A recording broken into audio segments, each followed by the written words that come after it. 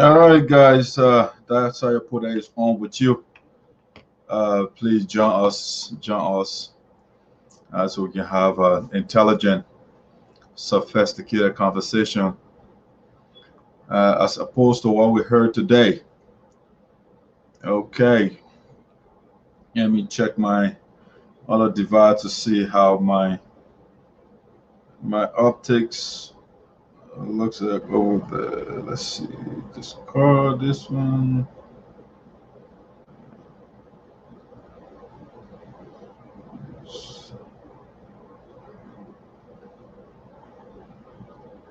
My optics looks like over there. Let's see, discard this one. All right, sound looks good here, I think, from my end. Yeah, email, what's up?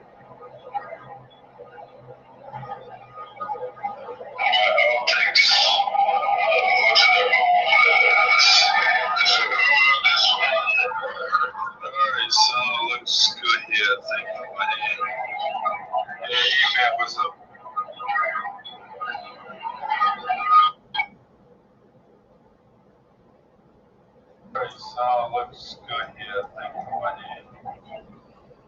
Yeah, what's up? I don't want to get a feedback while I'm talking. All right, guys, please share the show with your friends. So we're gonna have a great show this evening. The favor I need from you is just to hit the share button. That's all, nothing else.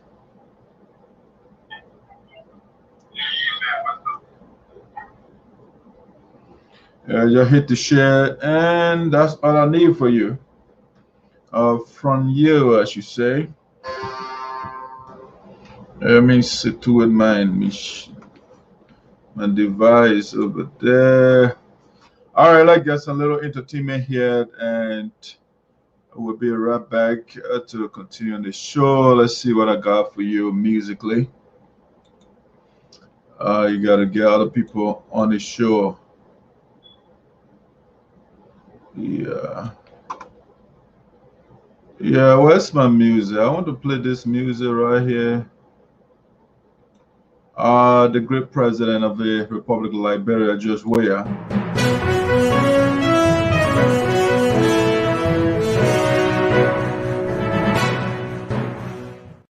In my own country, they try to track me down. For what? I don't know. Oh, Mr. Liar Man, you know I didn't do the thing you say I do. Oh, Mr. Liar Man.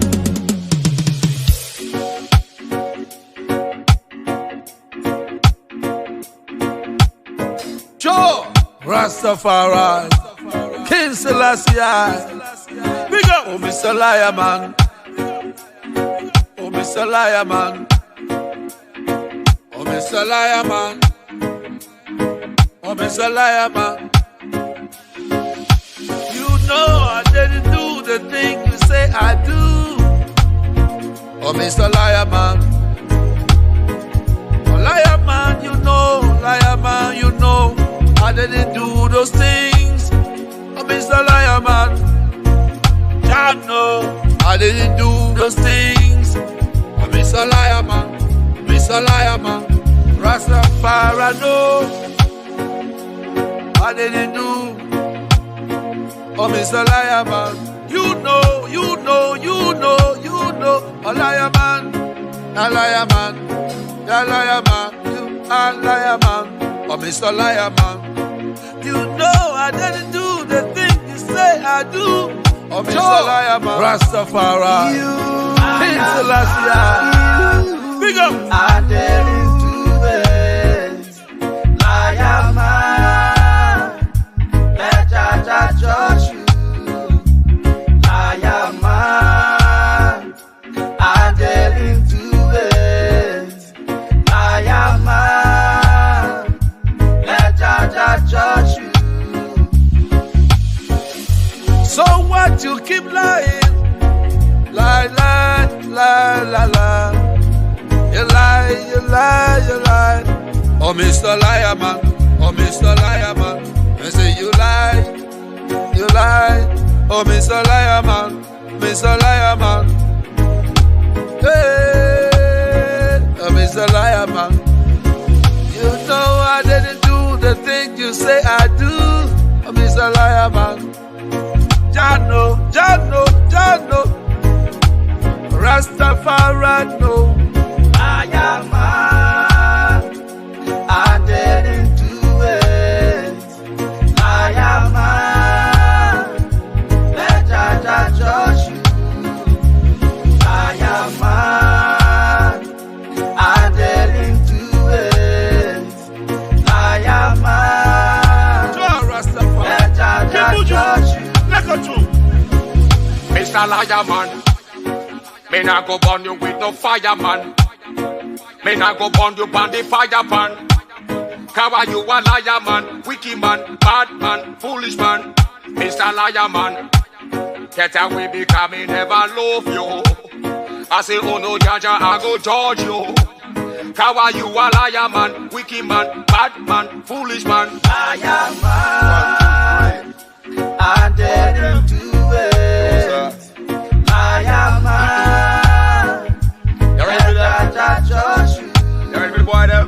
I am man, I didn't do it. I am man, let Jah judge you. Oh no, Yeri, don't ever follow back on Mr. Liar man there. Because the name say it already, you know. You see me? Mr. Liar man, wicked man, bad man, and foolish man. You see me? Fire upon Mr. Wicked man there. Mr. Liar man there. Fire!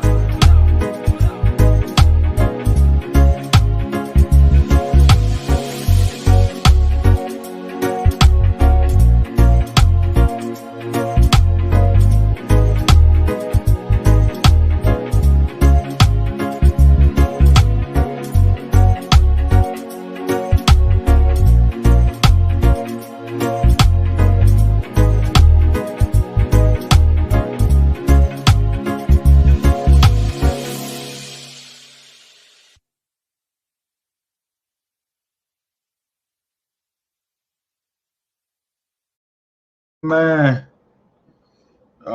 we want to Voice of SINOE. Welcome to the Voice of SINOE here. We don't like what we're about to do, but you know we got to expose the liar men around here. Yeah, so that's what the Voice of Justice is here to do, justice to all. We want to give justice to everybody. Whether President Geleo, whoever that is, you will be on this platform. You will be the recipient of justice. We don't give people injustice. So if you tell a lie, then that will be the justice that you will receive from us. We are not going to distort the truth. The truth is nothing but the truth. Lie is nothing but lie. And so my job here, those that do not want to come on the side of truth and justice, we're going to remain on the side of truth and justice and tell the people, our listeners, as you say, to tell them the truth. You know, we elected President Geleo to tell us the truth. The institution, Mr. Geleo, is the face of our union, or at least for the past 3 years. And for the past 3 years, Mr. Geleo has not been honest with us. He has been distorting the truth. He has been going into the city of mendacities. He has been going dwelling in the realm of propaganda. He doesn't want to tell the people the truth. And the soldier of justice is here to give people justice. And so as you join the show, please share with your friends. We just wanted to advertise the face of the liar man. Again, I hit what I'm doing right now, but I don't like it. I like fat. Give us the fat. We can consider you when you are wrong. You come with repentance. We're going to consider you, but you can't go and tell lies, and you want us to accept it. All right, officially welcome to the Voice of SINOE. I was doing some sharing, and that's why I got the former president in front of you to advertise the brother. You know, he loves a commercial. And so let me see what I can position this device to monitor from the other side. Come on, don't give me a headache here. Gotta stand up. All right, you know, I got a lot of stuff here to put it on. I'll put it on my other device here. This is the journalistic room, so we got everything here to put our gadgets on. And maybe I'll put it this way. All right, while I'm settling that, let me give you a little entertainment here. And let me get that set up for you. And we will be right back here. Let's see. I want to play this music. Where is my song?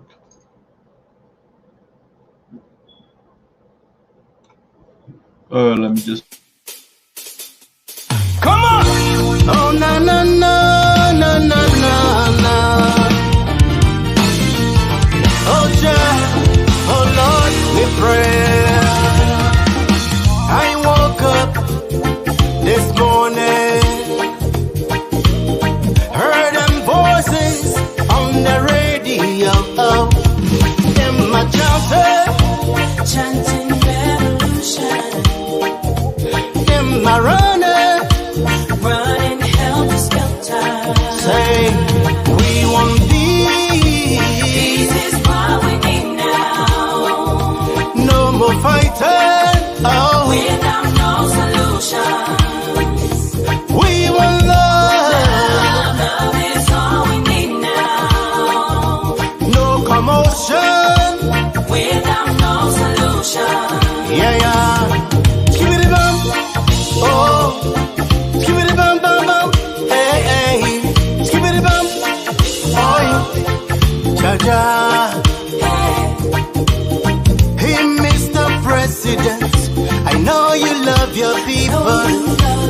All you have to do, step on a pedal some more.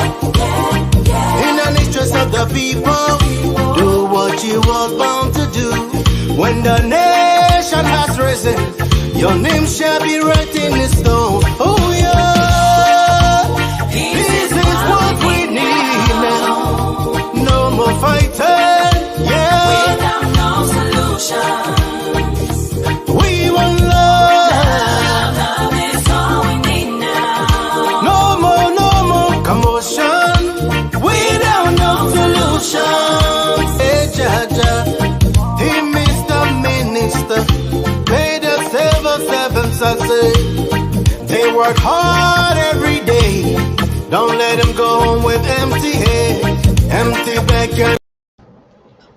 All right, ladies and gentlemen, welcome back. Welcome back to Voice of SINOE in the diaspora with Doc Sarpo, the ESOTERIC. It's 10 p.m. on the East Coast. We want to welcome you to the Voice of SINOE, the show that is in the interest of all, a show that doesn't discriminate. All right, so for tonight, again, like I said from the Genesis, what I'm about to do tonight, it is not something that I relish. I don't like to do what I'm about to do, but I have obligation to our community and our listeners. There are people whose job is to spread lies, and that is not good for us. If whether you are still in office or you are out of office, you are still our face for the fact that you served us before, or you are still serving, or whatever the case may be. So if you are not in office or you are in office, you have an obligation to be true. You have to be honest with us. You know, so today, the former president of our union, Mr. Geleo, appeared on the last talk show. And again, just listen to the name. the guys, they call it truth, but actually it's the cooler language. It's the antithesis. The antithesis of truth is lie. And so the president, instead of coming on the biggest platform of the people of Sino County, he went on the last talk show because he doesn't want to take questions or difficult questions from the people that he claims to lead. And so he went on a show where when you ask a difficult question, they will call you off. That's where the president went. The show on which when you tell lies, nobody will challenge you. That's where the president went today. And he said he gave in State of the Union. He wants to interact with the people. How can you go on the show where the population of the organization, like 2% of the people that they have access to that show, and the 2% that have access to the show, predominantly they are the sycophants of the former national president, and those whose ideas are different from the sycophants of the president himself. When you ask a question, if the question is embarrassing to the president, they will either call you off, or the president will say, I don't understand what you are saying, just to brush you off. You know, so the president shy away from the biggest platform. We're saying invitation many times. He refused the same way he doesn't want to reply to the elders' communications. It's the same thing. We're saying communication, so we just did a public invitation the other day, no reply from the president. And that's one of the reasons why Dr. put the esoteric, I resigned. And the reason for which I resigned, the elders are now corroborating. They are verifying what I said, why I resigned. I cannot work with somebody who cannot communicate with me. All right? You have to communicate, especially if you are a leader. But Mr. Geleo doesn't communicate. He will come on the last talk show and continue the culture of lies. And we are here to liberate the people from to the desert of lies. So tonight we went through the president's speech. Well, if you let the rant, the president is all over the place. He basically came to buy sentiment. He came to buy sympathy from the people. But unfortunately, the message did not resonate with the people. He came to confuse our people, to give those who did not go to the University of Critical Thinking, where President Geleo went, where Slabisile and those people that are around, they went to the University of Critical Thinking. And so when they come from doing that critical analysis, they come here, and then the president will lie to the people. Because they know, they think, that's why they think, that's their thinking. We are not critical thinkers. And so the best thing for the president to go and bring rhetoric to the people. And he thinks that was slap. Unless Dr. Sargbeh is not alive, the only way President Geleo or anybody for that matter from Sino County lies will go undebunked is when I'm deceased. Okay? And I'm not going anywhere pretty soon.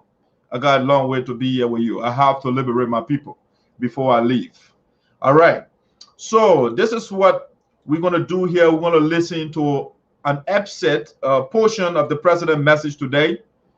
And then we're going to share with you what we gleaned from that message, what we got from the message of President Geleo. I don't know how it's a long-winded speech where he's talking about random stuff. You know, the president message now always coherent. You know, he will talk about bitter ball. The next thing you will be talking about rock. In the next one, you will be talking about parts. You know, so he will talk about things.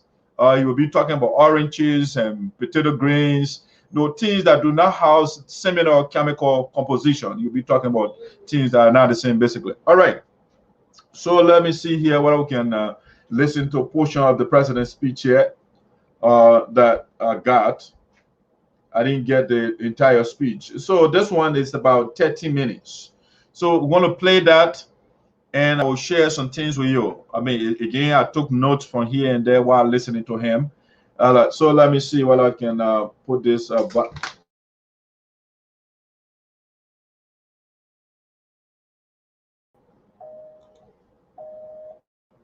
Sorry, guys, I dropped something.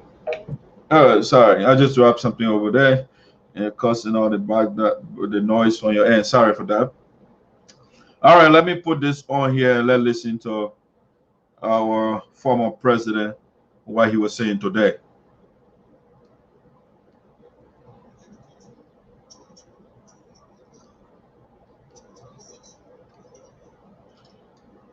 Why is it low?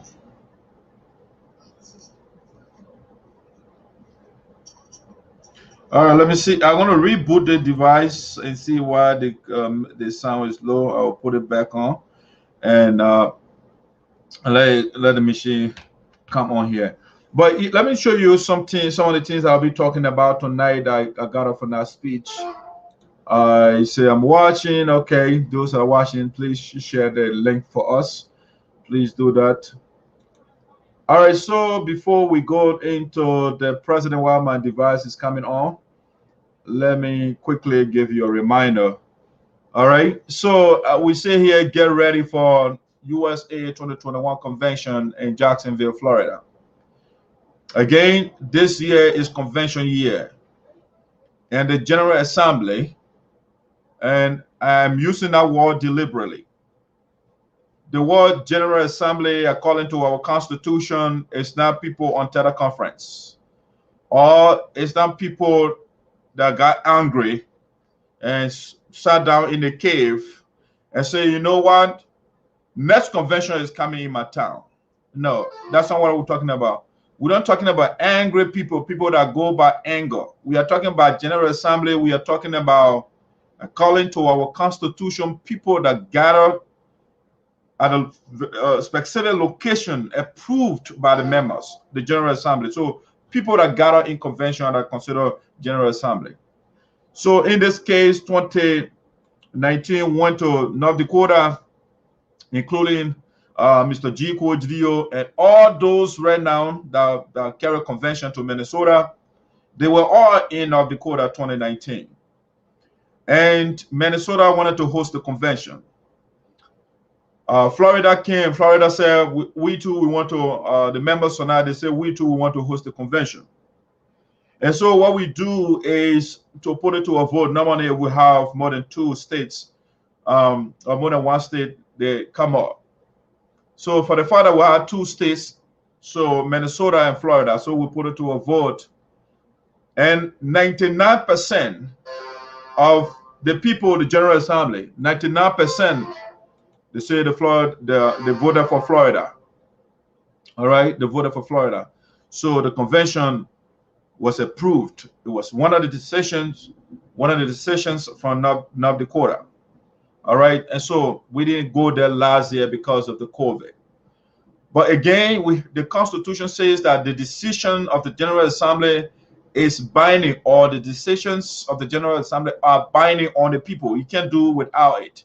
So whether it takes 20 years or not, it has to be fulfilled. When something is binding on you, it's obligatory, it's mandatory, it's imperative that you do it. You can't do whether it's because a hurricane came or the earthquake came, everything got demolished. No, the Constitution still has to be fulfilled, or the General Assembly decision has to be fulfilled. So now 2021, the virus now easing off. The vaccines are here. People are taking the vaccine and stuff like that. All the restrictions from the various states are been relaxed or been eliminated. Basically, they don't have restriction on gathering and stuff like that, and that's why President Geo is having parties over and over in Minnesota. Okay.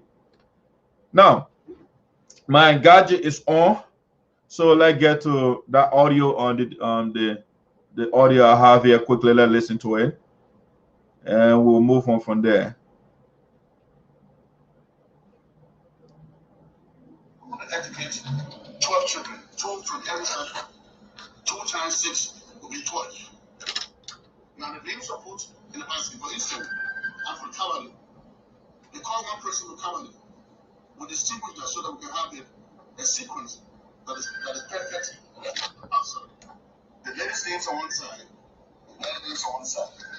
The cavalry person will go in the one basket and pick randomly. That's one name. That's the female. The other side pick one name. And that process was done successfully. We picked 12 names on the convention in 2018. Mr. Boystein, being wise enough, the educator, decided to incorporate other people in part of the team. He recruited Omi Pusua and John Bullard. They were part of the process. They did the calculations in that find out how much credit hours cost. Well, there's some students who were currently part of the University of Liberia, tagged out the judge report who give free scholarship, free school to our children. So the scholarship worth another year in 2018, but our children to go to school was just $2,000 and change. Can you imagine that? $2,000 is almost the one course in America. Some school in the University of Minnesota that I attended, one credit is $500. So you have 12 students given scholarship, and the scholarship worth just $2,000 and change.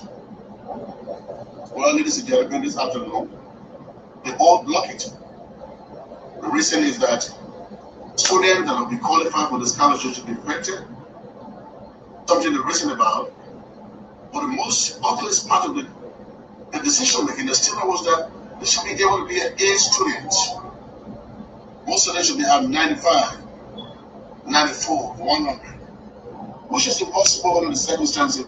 All right, so the voice you're hearing is the former national president, Geleo, making his case. All right. Let me take that talking point down. I think we got the Florida out of the way already. All right, so Geleo is making a case to the people why the scholarship program wasn't implemented, and the blame goes on the board of directors. All right, and my job here is to get the record straight, to give the facts to the people. Mr. Geleo believes in rhetoric. He believes in telling lies. Sorry for the language, but that's what it is. The scholarship did not get strawed because of vetting. No, that was not the argument. That was not the debate. All right. We won 2018 in Pennsylvania. Dr. You put the esoteric. I was in the hall.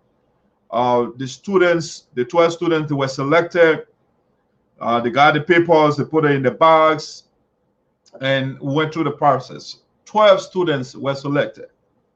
After the voting and all of that, the board of directors and the executive, they have to go beyond the scene and do their preparation. The board got to get, we have to understand, the board is the guiding tool for the organization. It guides, the board guides the executive what to do. All right? It's the Congress, the first branch, in a sense, of our union. The guys are the one, when President Geleo, when they send a proposal, they have to scrutinize it to make sure everything is right.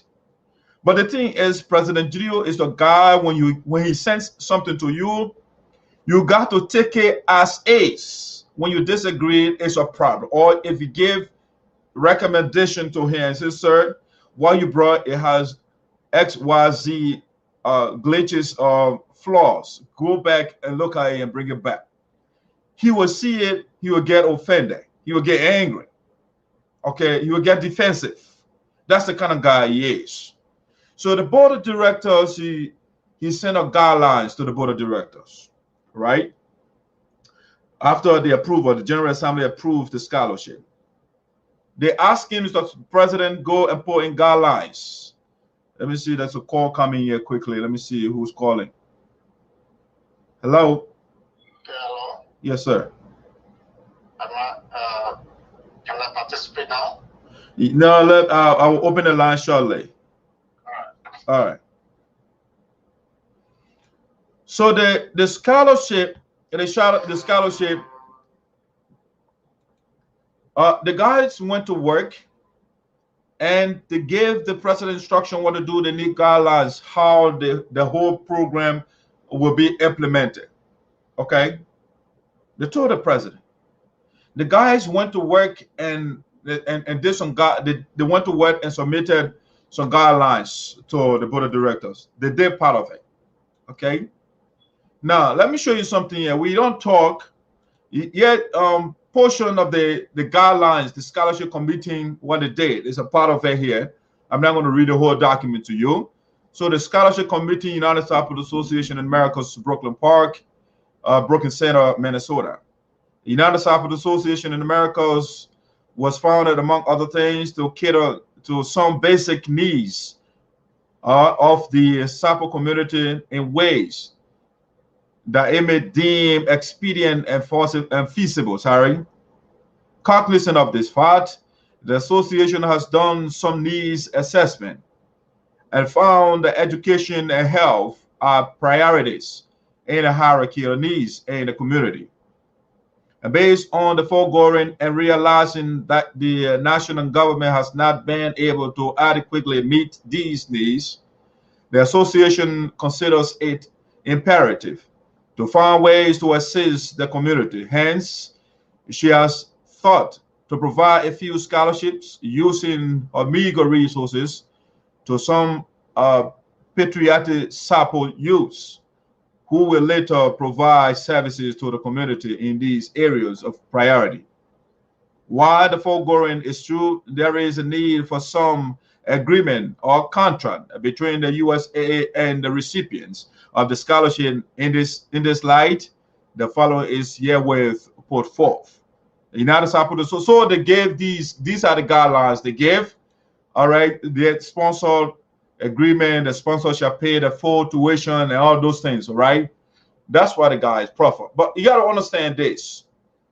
We said the General Assembly agreed on 12 students. Okay, 12 students. But Mr. Geleo submitted 6 students. Here is the report they sent to the board of directors. Now, this is where the question started first. There are other things that the board of directors they had concern with, but this is where the concern started. Sir, the people approved 12 students. Why did you send 6 students out of the 12? What happened? Where are the other guys? The president and his team, they started giving some impudent and alibis, some excuses that are weak, that can't go nowhere. So they said, no, we agree that we are the overseer. The General Assembly, they told us to give 12 students, children of the Sarpo land, scholarship, 12. But you submitted just 6. Yeah, the students here. Jerry Sua, Standard Institute. I don't know what I'm pronouncing that name right. Sorry. That's they said 18 credit hours. Okay, the cost is $20 I think per credit. That's $360. The one here, Amanda Blady, United Methodist University, 18 credit hours. Okay, let's put that $20. Shade Blai, United Methodist University, Harris Quete, whatever name is. This guy, Stella Marie or STEMI Institute, Josephine Sloju, Mother Penn College of Patton, College of Health Sciences, Alfonso Chela, okay, from the same school. All right, so the first thing the board of directors, they asked the first question, sir, why we have approved 12 students and only submitted 6? What happened? That's the first question the guys asked. Now, you give the credit hours, you give the institution and all of that. But where are the disciplines, where the students are going? Okay, you got to tell us which department. Are they going to political science? They're going to philosophy? They're going to the healthcare department? The board wanted specifics. And they just asked the brother, gave a good job on the first step. But number one, you did not include the 12 students. You only gave us 6. So go back and add the additional 6. You can't send us additional 6. Yes, you can't give us 6 students and you are asking for the total amount of the program, the scholarships fees. What are you going to do with the additional one? These are some of the questions the guys are asking, which I think those questions are necessary. All right. So if you look down here, Jerry Sua, are you from the town of the town of origin? They say Kabadi. All right. Registration fees, $40. Amanda Blady. All right. It says from Joazon. All right. That's Joazon. Yeah, she and Blady, they are all from Joazon. Harris Querte from Sincon. Josephine from Wedja. Alfonso Chela from Wedja. Okay, why you have only one person from Kabade? Where's the other person? Where is the other person from Sincon? Where's the second person? Why only one? Why you got two? So this is where the guys have the problems started coming from. Okay, these are some of the issues that the board of directors they were raising, and the president had problem with those things. These guys, every time I bring something to them, they don't want to take it. They want to question me. I am unquestionable. Don't question me. And so because of the question, the fundamental and those questions that are germane to the successful implementation of the scholarship, Greene doesn't want to answer the question. And his team, they don't want to answer the question. So they get angry and just dash everything. They stop communicating with the board of directors. When the guys do follow up, no reply. The same thing the others they're complaining about right now. The same thing. Greene refused to talk to the people. Here he is today. He came public and came to lie to our people. No, I cannot be alive and you do that. No, Greene got to stop that. We're going to expose Greene until he changes. Greene is lying to our people. All right. So now I got some calls coming in here. I don't just want you to hear from a view. You heard from Greene Geleo today. So some people are board members. They are on the board, so you can hear the side of the story too. We're going to make sure and bring the chairman of the board of directors. But I'm not just talking and giving you mere words. I'm showing you the evidence where the problem started from first. We approved 12 students and Greene submitted 6. And the guy's asking, where are the additional 6 students? He getting angry about it. You love the people of the Sarpo land and we agree, we get the money, we'll have the money, but because the guy wants to eat the people money. The same way he been looting our account, he wants to do more. So he wants the board of directors to agree. So they can sign approve the full amount, and then you give when the 6 students start a scholarship, whereas we went at 12. Okay, so that's agreement. I am here tonight to brutalize Greene with facts. Okay, the lies are too much. The lies are too much. So let me see. Some people are calling in here on this talking point. Let me get that talking point out there first. So we are talking about the scholarship.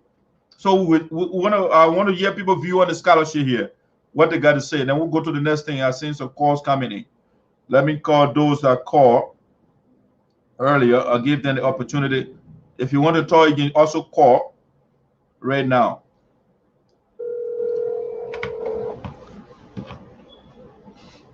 Hello.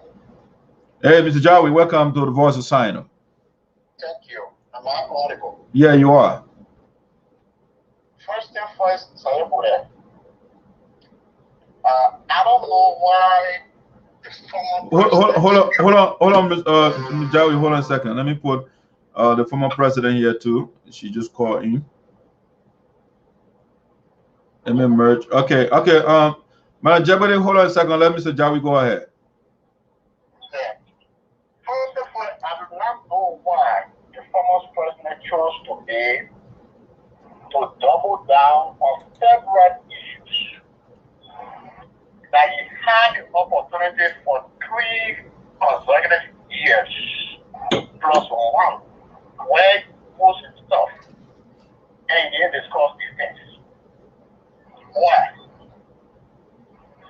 think what he's doing is that to make him to shift the focus on himself so that he will be able to spotlight to get attention.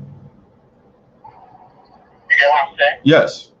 As much as it's important that we discuss it, I mean, I very few would discuss it and will not discuss it. But I am trying to point out the reasons that he's doing this thing. He's trying to shift the attention upon himself. Because he had the opportunity to retrieve the organization access that he talked about today 4 years ago. He had the opportunity to do the scholarship here 4 years ago to discuss this thing. Why he chose today? Right. So I think enough to deal with the issues that you raised today about the scholarship. The president self Secretary General on the board of directors. He has all the meeting minutes. So finally did his point. I want to call upon him that he made the minutes regarding the scholarship public tomorrow morning. Do you have any document to that effect? You do not just come on the app and spew out this information because you want to cause chaos in the community. And that is the thing of the person that is bothering me. What is your role? Your role is to stabilize the community, bring the people together, and put an effective, let's say, strategy together to raise funds that will give back to our people at home. Or your role is to just instigate the mind of who members and put hands against hands so that you just sit down there doing nothing as president. But your days are normal. No man, you don't need to come out to say anything. So this thing you talked about today, and you're supposed to be part of the campaign platform. And you used to go to the electorate to convince them that this is what I have done. You don't want to do that. You just want to sit down and enjoy the comfort of the high office of the Sarpo Association by consistently bombarding our organic law. No. The scholarship is the assembly agreed, the truth is that the assembly agreed about 12 scholars of this person anticipated. The subject was placed on the table for discussion for the board to analyze the scholarship and see how they could offer.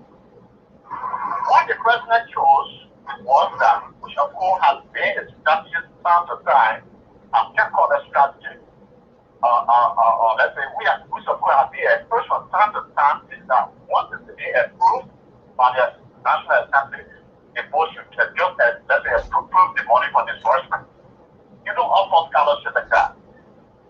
You have to find means to come up with guidelines that will script the process. Because if we leave it open wider and wider, you do not have money to help those people who want to benefit the scholarship.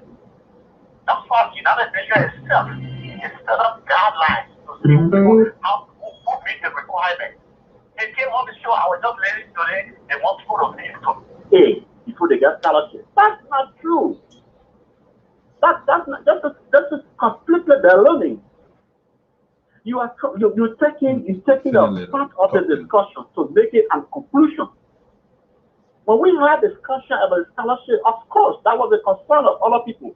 That scholarship belongs to scholars. Therefore, those who enjoy the scholarship must require the grade point of A. Some of us protested against that. We went against that. And it was disputed. The point is, after we acquired the so-called guideline, which of course is still questionable, you can't just sit down in America and set a scholarship in Liberia. It's not still going to happen. You have to have a structure in Liberia to work with. We told the president to have a structure, to set up a structure. He's not being able to reach out to Liberia. Dr. Tyler even went to Liberia to put a structure together. We have guys on the ground that Dr. Tyler put together. The president has not placed a single phone call to any of them. So you want to sit down in America and West and wire X amount of money, and they must take a set to St. Marie, University of Liberia, and TC. Is that what will happen? People have to coordinate.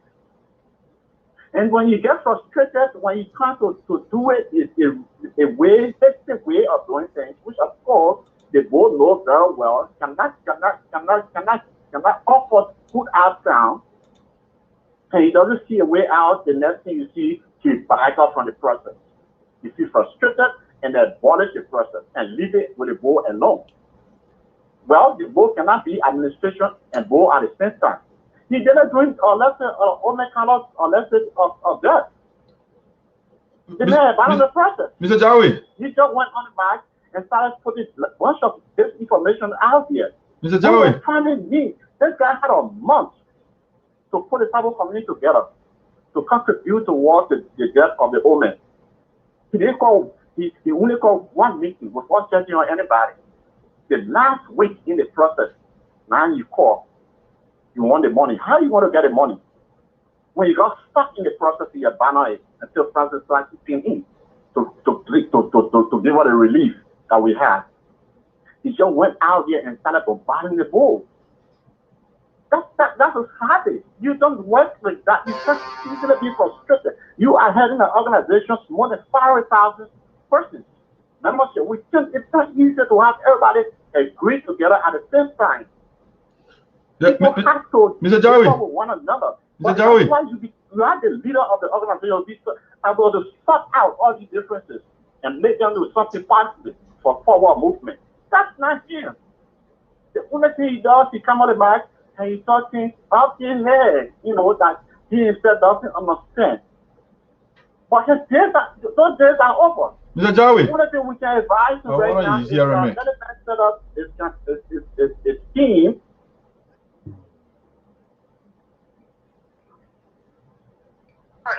Mr. Jawi. I'm not quite sure you are hearing me. You are hearing me now? Yeah, I want also give Madam College Foley the opportunity as well to say something. Okay, thank you. All right, thank you very much. I listened to the president. I don't know what you call it. His story. Well, President, could you be a little bit audible, please? Can you hear me now? Yes, you're good. Yeah. Okay, so I listened to his story, and I guess his speech, whatever he was talking about. He was talking about a scholarship program, and I remember we had a teleconference, and during that time, I think Mr. Boyce was on that program, and the question that came to him, because he was getting the scholarship program, they said, what happened to merit? What happened to a student with merit? And Mr. Taylor had made a statement. First, he wanted me to feel happy that one of the recipients is a family member. And I know my cousin is very smart. Yes. I said, but you cannot compare him because everybody knows that Augustine Jeffrey is smart. So you meet the merit. But when you're giving out scholarships, there has to be merit. You have to earn it. That is the reason why they call scholarship. So if you just take a D student, so that means, do you know how many D students that out there? There's a lot of D students. But if you can merit, you will make those D students to work hard so they can be an A or B student. That's the reason why you give out scholarships. At least the way we wanted to do it. And when the information was brought to, went back to the executive, they could not come up with anything. Every single thing, I was so disappointed in Greene and the way he's fasting and this trying to put people against each other. Talking about board members and when you want to take money and those things it just bothered me to the point. But what I really want to say is, at the end of the day, one of the reasons why we're where we are, they have no clue when it comes to administrative process. When we talk about the $10,000, it went right back to them. Please, try to put a structure together. They're unable to do it. But when I say you don't know what you're doing, they get offended. When I talk the real way they want to hear it, no, you have no idea what you're doing, okay? We want to help you. We're not here to hurt you. I'm not in competition with none of y'all. I want to help. And when it comes down to the nurses' quarter, I was so disappointed when you talk about the nurses' quarter. an idea he had nothing about. He had no idea how it's started. And today, if it wasn't for Reverend Talent, that nurse's quarter would not be up today. And I couldn't believe that he was saying those things that he was saying. For me, it's this, he said, she said words against each other and everything. The only thing I'm asking the president to do, and I think every Sarpo person is asking, please come to election. If he's that powerful and you got the flashlight, you got the spotlight to point out all the dark places that Sarpo have not seen, come with your flashlight and your spotlight. Come to election. Simple. So, my president, quick question. My president, quick question here.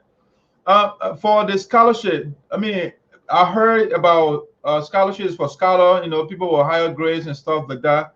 Besides the grade points and stuff like that, did you guys consider other factors or just the grade? Other factors. No, there was other factors. Guess what? There was other factors. For those other factors, right? Every student was on the same level. We cannot say, well, we're going to give you scholarship because you were in need. Every student is in need.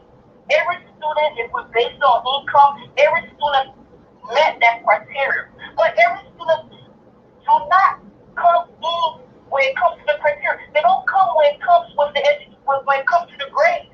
Then you said, well, it's very difficult for the student to make a C. It's very difficult for the student to make a D. We're not encouraging the person. How am I going to be encouraged? How am I going to compete when my own community says it's okay to be a D student, to be half for no half?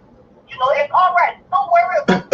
When you're a scholarship, if you're a D student, you don't be halfway, okay? So when you get big now, when people talk you real important things, you get stopped halfway because you don't know all of it. And it took offense to that. So, my president, also another question I want to ask: Why did the president send 6 students when I was 12? The total number of students is 12. Why did he send 6? He cannot explain that, and to be honest, I cannot even go in his head to find out why he sent 6. Because you know why? I don't know. I really don't know. When it brought 6 students, I was like, okay. I don't know what's going on that part. I will leave that alone, but I will go along with the other board members who are saying, look, we need to get scholarships based on merit, okay? And I believe a scholarship is to motivate our community. I believe, I'm one of those people, I think there should be a special scholarship for females, where you should put something aside to encourage our females. I believe in affirmative action. I think I strongly believe in that. But we're not going to put any female. We're going to put a female that needs the help. The female that is trying. But every student, when you put all the criteria that every student met those criteria, with all our schools, I was very best. We all met that. Okay, now let's go back to the grade. You're trying to tell me, student, I'm going to give this scholarship to a D student because the A+ student lives in wherever, or the A+ student from this step. Hello? Yeah. Encouraging that these students will continue to be a D student. We'll continue to So that was the issue. We could have worked this thing out. But whenever we bring this to a point when he can I handle a debate, when a debate becomes very hot, then he plays this car divisiveness, and man, the lies is too much.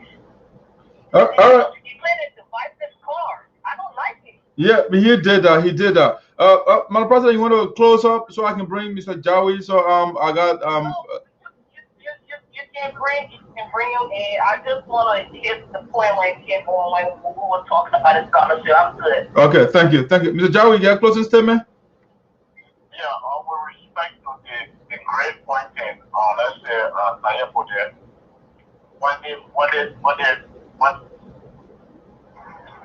are you hearing me now? Yeah, you're good. Regarding the grade pointing, when they brought the guidelines, we had a discussion on the board. Yeah, there were certain people who said scholarships for the scholars. Therefore, to become a beneficiary of scholarship, you have to acquire certain grade points. There were some of us on the other side that, given the circumstances that we have experienced over the years, and all of the conditions that our brothers and sisters have started their academic sojourn, it will be difficult for a lot of them to acquire the grade point of A. Therefore, we should be flexible with that. If the person can acquire a grade point that will be able to step onto the next level, then of course you should be part of the process. And I thought in our discussion, that was the unanimous position that we reached. The problem we have had is that the commission itself has not been able for the judicial reform to edit the requirements. The second thing is that you cannot sit down in America and conduct successfully a scholarship in Nigeria. There has to be a Lizard officer, a Lizard team, a structure in Manila to work along with from America. The administration was close with the responsibility to reach out to those people. Over and over, they never reach out to them. They're told that the party wants to elaborate and set up a structure. Since they set up that structure, the president has not been able to reach out to them. They are part of the process. You understand? The president don't want to sit down for people to stop out the problem and find solutions. All he does is that if he doesn't get the full way out, he escapes. And that's why he gets the scholarship. And that's the scholarship, yeah, come on, it's something that you also spread it about something like this. That is the problem. Okay, Mr. Jawi, thank you so much. Thank you. You're welcome. All right, guys. So there you have it. Some of the voices on the board. You know, they are not outside forces, the guys that Greene interacted with. Those are some of the people that you just heard speaking. All right. So let me say one or two words here, and then we'll go to something and we'll listen to the audio here from the president. All right. So there you have it. The president does not want people to question anything he brings to the board of directors, and that's not how you lead. If you bring something, it is not right when the guys give recommendation, just straighten that out and go ahead with the implementation. They will give you the go ahead and you go ahead. But the guy is always fighting and fighting. He doesn't want disagreement. He doesn't want somebody to critique why he submits, and that's a lack of leadership. You know, that's a lack of the guy will come to the public and say, oh, so why is it that since about 4 years ago this has been going on? Why Mr. Geleo did not bring this to the knowledge of the General Assembly or the members of the organization? Why? Up to this point, before he came on the live show today. Is it because the vice president spoke, VP top thing, that why he came up? For 4 years, he said the guys are fault.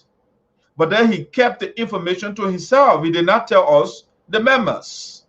Okay, so you see when he gets choked, then he comes public once in a while to lie to the people, and we are not going to be here for that to happen. We believe in the truth, and the truth will be told. Greene, we gave you 12. Why you want to give 6? You submitted 6 students. You wanted to chop the other 6 students their money too? Is that what you wanted to do? And that's exactly what Greene was doing. That's a strategy. They want to eat. And he said, oh, President, we are already established scholarship scheme in the country. And so there is no need to get 12 students.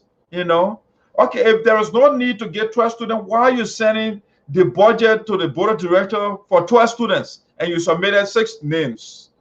Why? You see? So these are some of the things you have. So the board of directors, again, Dr. Yopoda, when these guys are wrong, I will tell you. But given the evidence I'm looking at right now, Greene is wrong, but he comes probably to lie to the people. Now let's listen to him. We're listening to the audio, and then people started calling in. Let's listen to the audio here and continue with Greene.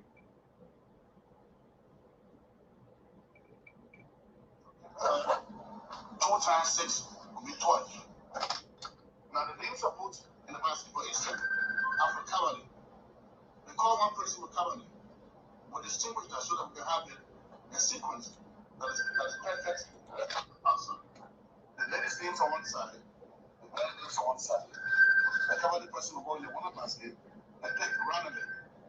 That's one name. That's the female. The other side pick one name. And that process was done successfully. We picked 12 names on the convention in 2018. Mr. Boyce, he just said we picked 12 names. So why did he submit 6 names to the board of directors? Why? Yeah. Decided to incorporate other people to be part of the team. They recruited Ometusua and John Bullard to be part of the process. They did the calculations. The people he naming now, those are very people he disrespecting right now. He disrespecting the very people that he just named. Okay? The same people, Greene, just the Omen Tuswa, the Omen Jongla, Greene refused to listen to all those people. But then he naming it now to make his case. Okay? I found out how much credit I was cost. Well, there's some students who were already found at the University of Liberia. $10 the judge who get free scholarship, free school to our children. So the scholarship work. So that was a pretext. That's why he cut down the students. Because Joe, we are getting scholarship to student free scholarship already. So no need to get 6 to get 12. We will call it down to 12 to 6. Instead of 12, we'll get 6. All right, because Joe, we are getting scholarship already. Year in 2018, it was just $2,000 and change. Can you imagine that? $2,000 is almost in one course in America. Some school in the University of Minnesota that I attended, one credit is $500. So you have 12 students given scholarship, and the scholarship will just $2,000 a change. Well, ladies and gentlemen, this afternoon, they all block it. The reason is that students that will be qualified for the scholarship should be vetted. Something to reason about. Okay, so he said the board blocked it because the students should be vetted. Okay, so is that a bad thing? You shouldn't vet those that should get on scholarship. You just grab random people and put them on scholarship. Is that how it works in the world of Green Code GDO? No. People got to be vetted. You got to make sure you get the right people in the right program, because people are paying their hard-earned money here. They're giving it to you, and you just want to put anybody. So just in case the person doesn't pass, what do? Do you send more money to that person? So you have to get the right people on the program, that our organization, the money will be used properly, so that when people, so that they will be able to acquire the skills, the knowledge that we're sending them. So if the student doesn't pass, Greene say, you know what, let's just put anybody on it. Let us not vet those people. Ultimately, part of the decision making, the statement was that they should be able to be an A student. Most of them should have 95, 94, 100. And that's a pure exaggeration over there. He's exaggerating now, because again, he's trying to pin the board of directors as boogeymen. Okay, and that's the game he on over there. But he didn't say everybody should get 90 and 95, 80. At least let the person have the competency. Let the person be willing. Let's see that willingness to say that the person is serious.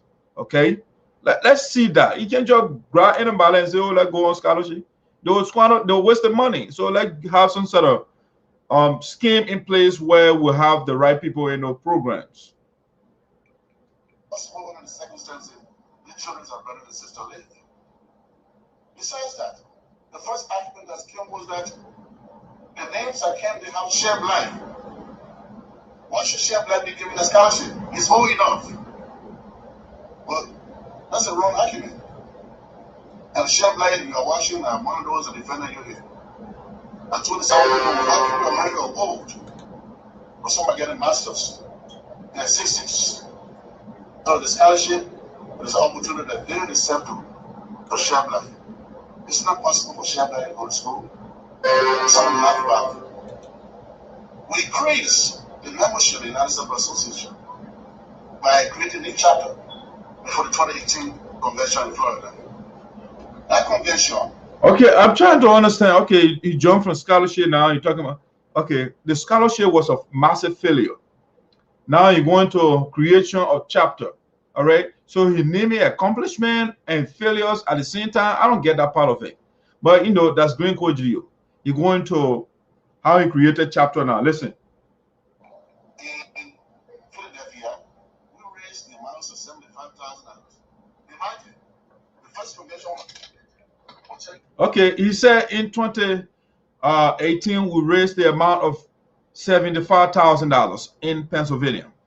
But yeah, he said though, the woman that hosted that convention, her name is Frances Clark Myers. Okay, she hosted that convention. She's the president. She's still the president of this chapter. The lady right here. Okay, the man just told us that we raised over $75,000. Okay, but guess what? The woman followed that. Greene did not authorize or did not send a voucher or proposal to the board of directors to compensate this woman. But he bragging, he taking credit for those things. The money that when Greene came here, he did not take one bucket to transport it. He was tied on his neck and sat down on the platform and just cranked the legs. This woman was going here and there, working and working. Because of that, she didn't even get to mail a report because she was in the kitchen and doing practically everything. The woman followed that. The guy said, you know what? I don't care. I do not care. I mean, but you know what? I will take $7,000 and go to Liberia. I will take another $2,500 and give it to the other person. The money they approved for college jeopardy foley will not give it to her. You know, that's the guy. I'll answer your call shortly. This time, after that lecture, we mobilize the community. We're able to have another chapter. Actually, the full chapter will have maybe 5. So, in a community organization like ours, the more chapter you have, the more revenue, the more members will ask to pay. Because our decision will raise that we want to educate 12 children, 12 from every session, 2 times 6. The chapter stuff that he's taking credit for right now, it started Obako initiated that process. All he did just to, you know, like, I mean, like on Ellen Johnson said, right? There are certain concession agreements that are in place already. And because of time limitation, you know, she couldn't implement it, and the other person comes because again, leadership is continuity. And also he came over everything, the paperwork, everything was done. The only thing Greene had to do was just to go make speech in North Dakota and say, oh, this is a chapter. All right. That's all he did. And now he bragging about it. That's achievement he naming. That's what he doing. He naming failures and achievements at the same time. Now the things are put in the basket. For instance, after cowardly, we call one person for cowardly, or distinguish that so that we can have a sequence that is perfect and awesome. The lady's names on one side, the man names on one side. The cowardly person will go in one basket. Or somebody get a master's in the United States Association in a better way. I said no. On the board again, there's a board of reminder. I'm to letting me know in public that you will not be my running mate in the next election. And do you ask that question? Why this scholarship is not given? No, you don't. But today I just want to talk about a little bit before I can go backtrack about my vice president. Some say the vice president said something that's wrong. I was disappointed as president. I was shocked. I don't know who this young man is listening to. Or what is he reading? I sometimes ask him that question. Socialize the comprehension by the executive. He called the letter that was written to the executive committee as a friendly letter or reminder. I'm to let him know in public that you will not be my relevant in the next election. And many unfiltered allegations. But I come here as a president, as a man with a big heart, the leader of this community. But I'm pretty sure someone is cleverly leading the vice president at a desperate point. And I call that point a terrible junction.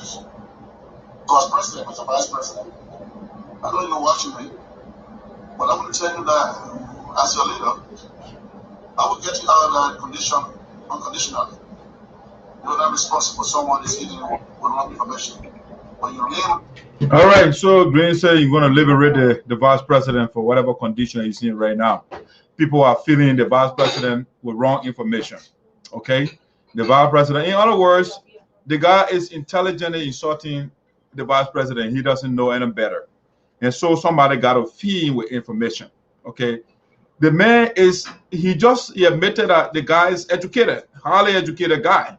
He has, I mean, 2 masters. Okay, 2 master's degree. Greene, I don't know whether he has an associate degree, but he said the man doesn't know any better. Okay, somebody is feeding God steady tapping with information. He can use it the same way they pulling him by the nose in Minnesota, and people that don't have even associate degree. He thinks everybody in the same boat with him. Okay, he thinks everybody in the same boat with him. So he put inside the vice president. He doesn't know any better. I'm going to free him later. Okay, you have the best man on your team, and the man says, "My man, you've been making a bunch of blunders. Second round, I'm not with you." It doesn't worry you and say, "I will liberate it, man." You got to liberate yourself first, Greene. The people gave you a united organization, and honor you is divided, and you say you want to liberate somebody. You got to liberate yourself. The record you gave yourself is irredeemable. You damage yourself, brother. You get corruption allegations behind you. You have to find a way to redeem yourself instead of redeeming somebody who did nothing wrong. The man would have pointed out your flaws. The man said, "You know what? How is it possible for a project to be 30,000 and that's exact amount, nothing above, nothing below?" Something went wrong somewhere. So the man was questioning Greene, shady deal that he saw in Liberia. He got some kickbacks on our project. He refused to send the total amount of students. He sent 6 students instead of 12 so that he can get kickback. Those are the things he's been doing. But he said, Greene said, "Well, I will liberate God started tapping. God is being fooled by somebody." All right. Who is being fooled here? The guy who took $2,500 without board approval. The guy who refused to give the $3,000 they approved for the board of representative, this lady right here, to go to Liberia and represent the board. The guy who ate that $3,000. The guy who ate the COVID-19 $10,000 that should have been given to the people. Who is being fooled here? Greene, you have to be. You need redemption. You need to be redeemed. So don't start making other people. You are the bad ones in the picture here. God did nothing wrong. He want to point it out because the thing is, I told you guys before, in the cabinet, the people that run Greene Code Geleo, they don't let people that make sense to them. Once you make sense to them, you are embarrassing them. Then they will ostracize you. They will isolate you. You will become an outcast. That's exactly what Greene did. So they make the vice president a little bad.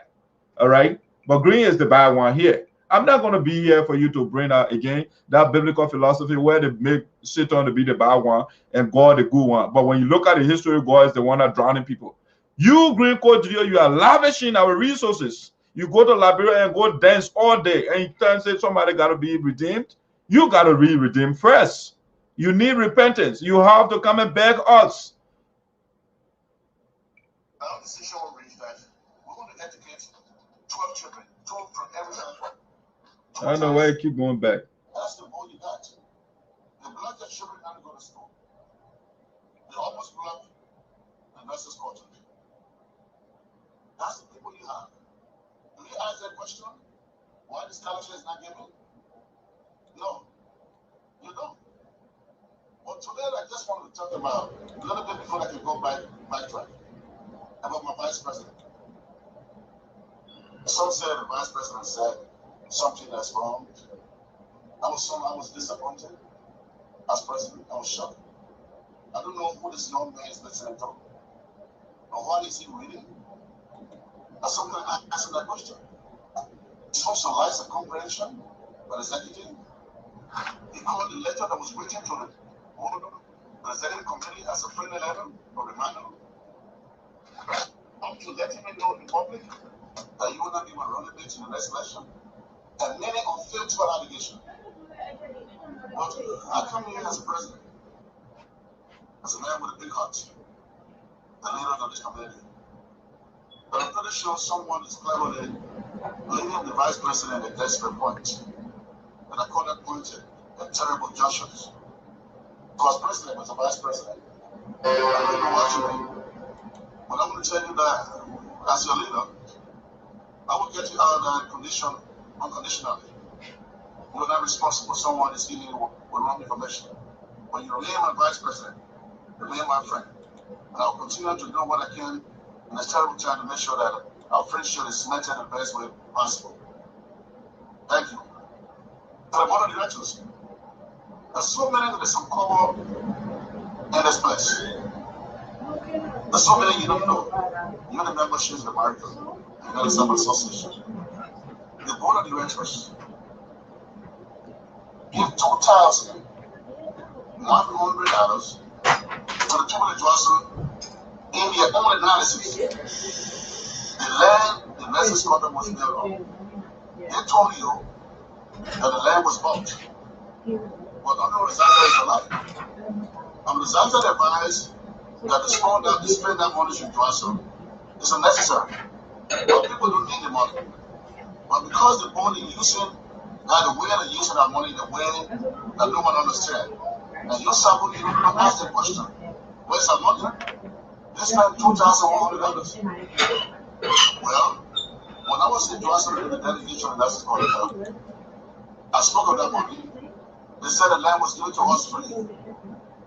So where is our $2,100? The man is speaking of $2,100. Who is implementing it? The board is the one in charge of the account, or Green Code Geleo is the one in charge of the account. So how is it that you are in charge of the account and you say somebody took from our account $2,100? I mean, hold on a second here. So the board is now the executive? I mean, I start to follow what the guy is selling here. You are in charge. Greene is the one whose name is on our account. Otika is the one whose name is on our account, and the Darius, those three people. No board member name on the account. So how did they get $2,100 from our account? Who withdrew that money? And the board of directors are the one you gave money. The $10,000, it went to the board of directors. The $2,000, $2,000 plus that Greene to, it went to the board of directors. The $6,000 was $300 for the vice president who went for Mabutu, burial, and college $300 that she didn't get. It went to the board of directors. So what the guy keep lying to our people? The guy is lying. He's citing on Buzaza without evidence. Where is the evidence? You have to bring evidence when you're making these allegations that the land, they paid $2,100 for it. But where is the evidence? Should we just take your words when you are not trustworthy? No, we can't take your words, sir. Everything you have been saying, practically 99%, a bunch of lies. So why should we trust you when you say these things? Greene, you are not giving us any reason for us to believe you. And I'm not going to believe you until you start telling us the truth. Our decision will reach that we're going to educate 12 children, 2 from every child, 2 times 6. I know what I can, and it's terrible time to make sure that our friendship is safe. The board of directors $400. Well, when I was in Johnson to do the delegation, and that's what I spoke of that money. The Constitution also has a portion in that they say internal audit. If it is true that the board Greene now is telling us this, right? He's out of office before he's telling us this. I don't know whether you participate in that, but the Constitution has internal audit committee. So if Greene knows that something went wrong, why did he activate that committee to do an audit to see whether indeed the board they utilize 2,100, so we can get the facts? But Greene concealed that from us until God came and spoke and said, "Oh, the board of directors." So what Greene is doing is what we call is a fallacy, larger to call two-quote fallacy.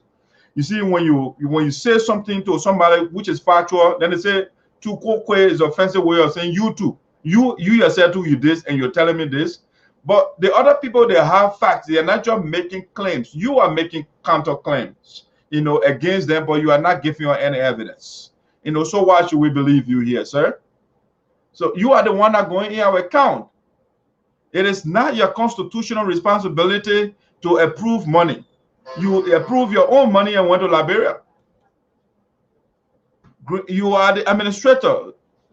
You call it Robert Tubato $3,000 from our account over there, and you took that money. You went to Liberia and have fun. You didn't tell us that you did something wrong in a direction to take $3,000, which the Constitution said anything above $500, the board got to approve it. You took that $3,000. All these wrong things are hanging on your neck. But he's saying the board of director, they got $2,100, but you can't give her any evidence. You're giving mere words. Greene, this is not compelling, sir. You are not convincing us yet. Nothing you have said that convincing. So I don't know who want to buy what you said today.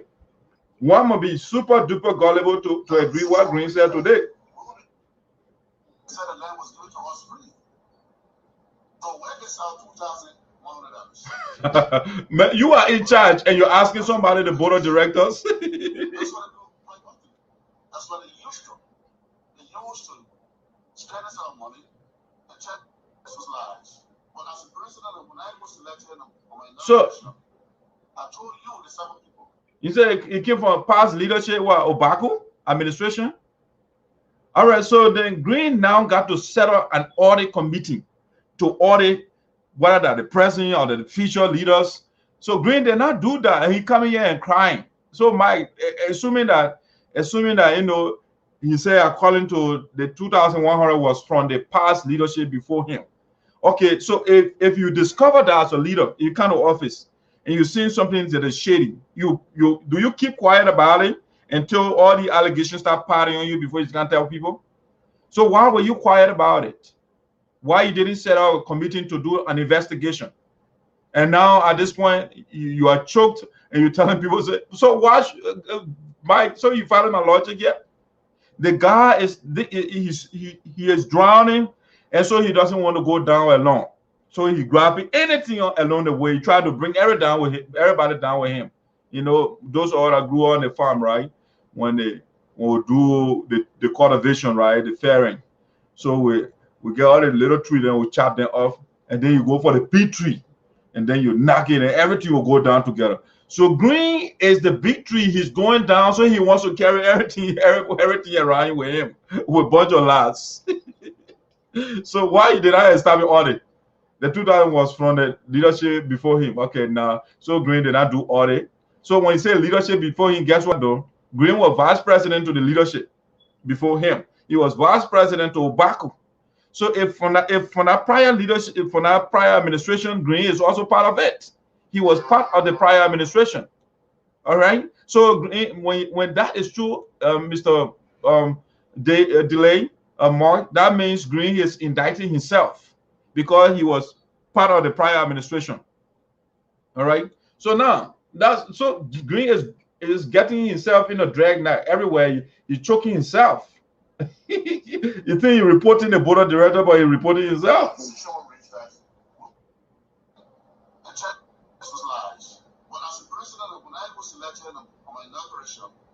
I told you the 7 people that I will shine light in the dark places in the United States resources.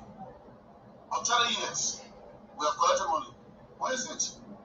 Greene is saying he will shine light in the darknesses. Okay, so I want to see the light the guy is shining here. Greene Code Geleo, a light that he's talking about. The organization that he inherited was INHO. He divided it right now. That's considered light in the world of Greene Code Geleo. All right, that is considered light. If somebody leaves, I'll give you the analogy again.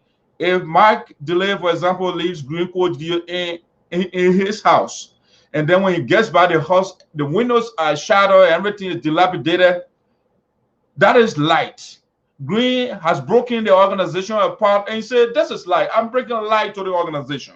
Yeah, this is light. Sister cannot speak to sister right now. Brother cannot speak to brother. Auntie cannot speak to uncle.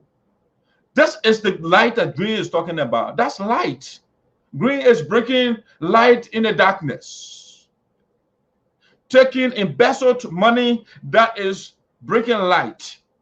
Oh yes, not making financial report to us that is bringing light to the union.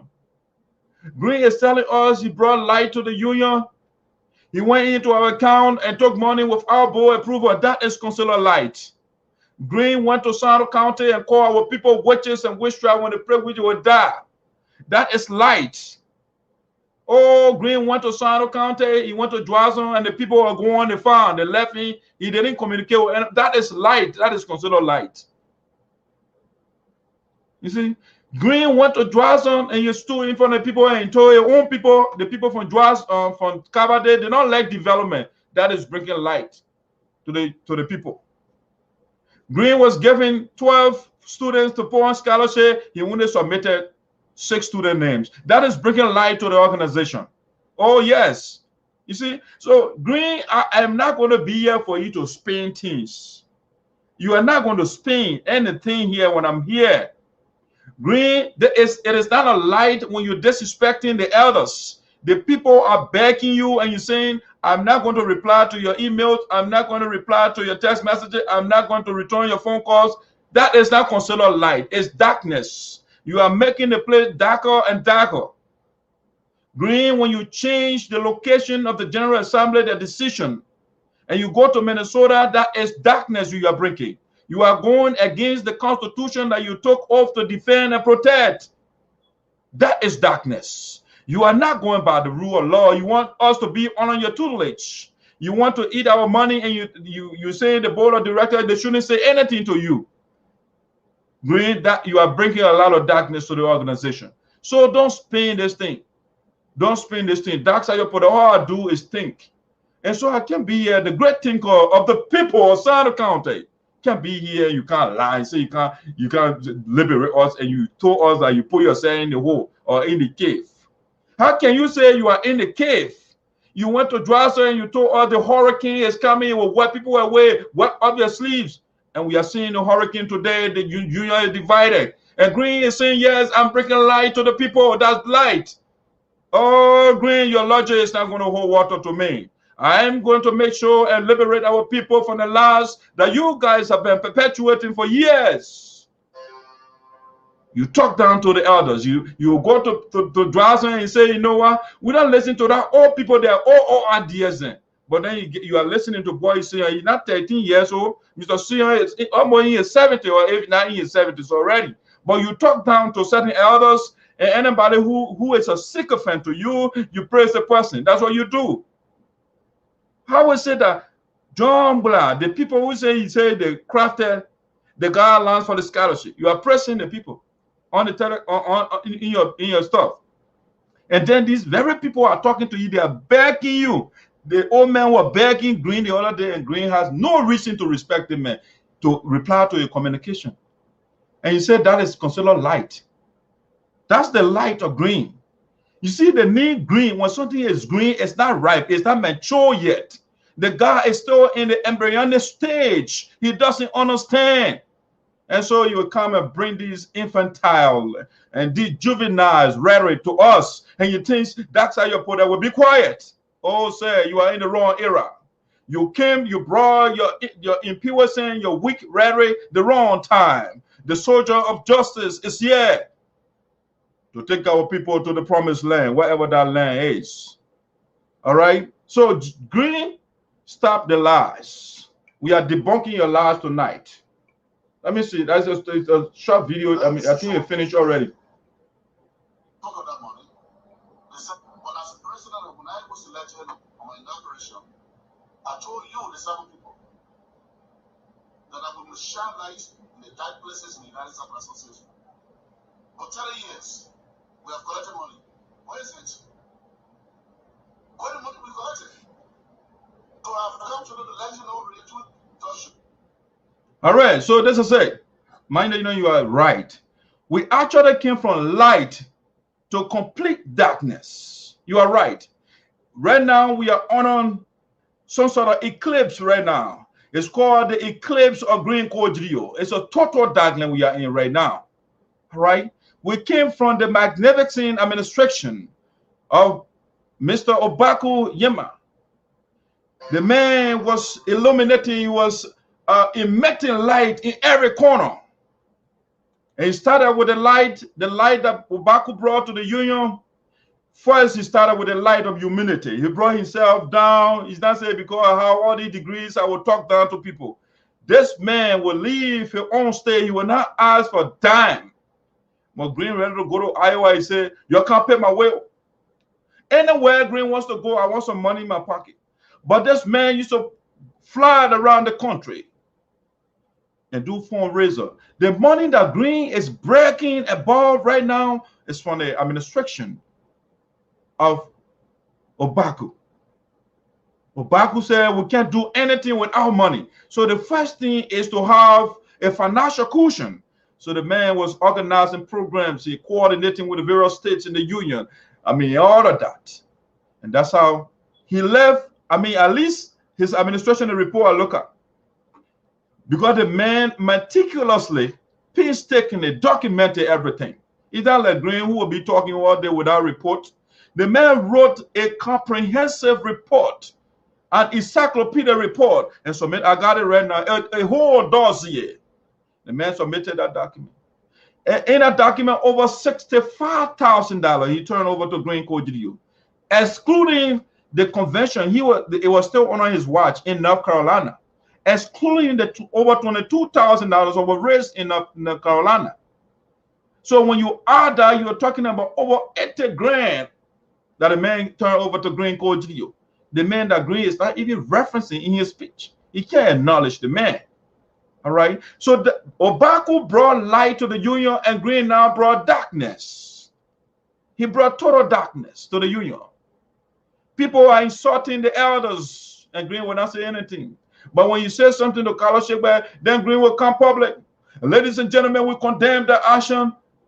But then Lisa Fowler will insult our elder.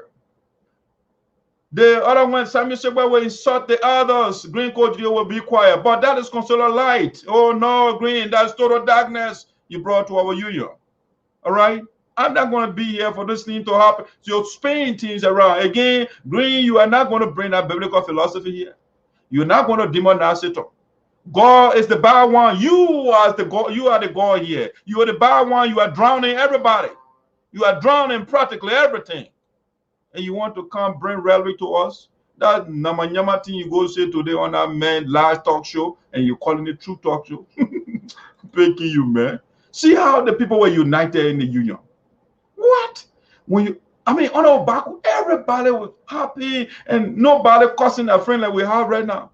The people cussing each other out. The sister doesn't want to see sister, brother does. I mean, you put the organization aside and you're talking about light. What kind of light? That the light of the lion in the cave? You'll give us something better. Let's go to something else here. Greene is just talking. That thing doesn't make sense. Can't bring light. That's what you call light. All right. So the audio I listened to as well, Greene said Minnesota has less COVID cases than Florida, and therefore unilaterally he carrying Minnesota or he carrying convention to Minnesota unilaterally. When you say unilateral, that means by himself. He's the supreme leader, so he can decree, he can issue a fiat to us, and that's it. Now, we want to look at some statistics. All right, Greene said Minnesota has less cases of COVID-19, and therefore that's the best location to carry the convention, and not Florida, against the decision of the General Assembly. Now, let's look at some statistics here. I did some little research here before I came, because I don't want to come and just talk. So I was looking at first, because if you want to make comparison, you got to look at a lot of variables. So for example, before you say Minnesota has less cases of COVID-19, you have to first compare the population of the two states, Florida population and Minnesota population. Minnesota population, it can go into Florida population at least 4 or 5 times. Okay, so Florida has 21.48 million people in that state. 21. I'm using a 2019 statistic, a census report or data that I collected. Okay, 2019. They get 21.48 million people. That's the population of Florida. All right. The population of Minnesota is 5.6. There are 5 million people in Minnesota, almost the population of Liberia. Okay. So compare that to Florida, it's nothing. Now, let's look at some cases here. The cases of COVID-19, Minnesota versus Florida. Let's look at that, compare, for example. You got to keep the population in mind again, okay? Keep the population in mind. Minnesota get 5 million people. And Florida got 21 million people, okay? So it's not even half of the population of Florida. So now, if you look at the population, the cases, COVID-19 cases in Minnesota, and the information I'm reading, I took it from CDC website. I'm not talking about Congress for Democratic Change. I'm saying Center for Disease Control, okay, in the US. So CDC website, it says that the cases, new cases, all right, let's start with Florida first. New cases in Florida, again, consider the population. You're talking about 21 million people. And they say out of the new cases, they reported that 2,810 cases. So if you divide by 2,000, divide by the population of the people, that's like maybe half human being getting COVID cases in Florida. Half. All right. Maybe it'll be 1.00000. All right. %. All right. So it's 2,000 new cases reported. Cases in last 7 days, they say 14,000. Again, factor that into the population. 21 million people. So it's just small group of people over there infected, just small relative to the population. Okay. So when we come to Minnesota, they said you're talking about 5 million, right?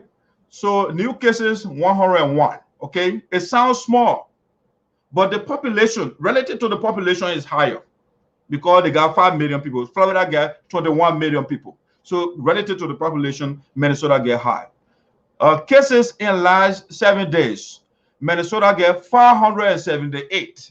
Again, relative to the population, this is a high number here. Okay, total cases, you're talking about 605,549 cases in Minnesota. That's an astonishing number here. But Greene said Minnesota is safe. That's the place to go have convention, according to the logic of Geleo. Now, I'll give you other state statistics here. We have, remember, I don't know why Greene considered, he say lower in that place, even though Greene himself, you don't understand, Greene giving people information to put people health record outside. So Greene cannot be a sacred cow here. Greene wants us to go to Minnesota to have a convention, but he himself contracted COVID. Okay? So that's the place that is safe. Greene himself contracted COVID in Minnesota, but he's saying that's the place to go. All right? That's just a savior place where he, the president, all the president in the union, none of them got COVID because Greene is so reckless. And so he was victimized by the disease.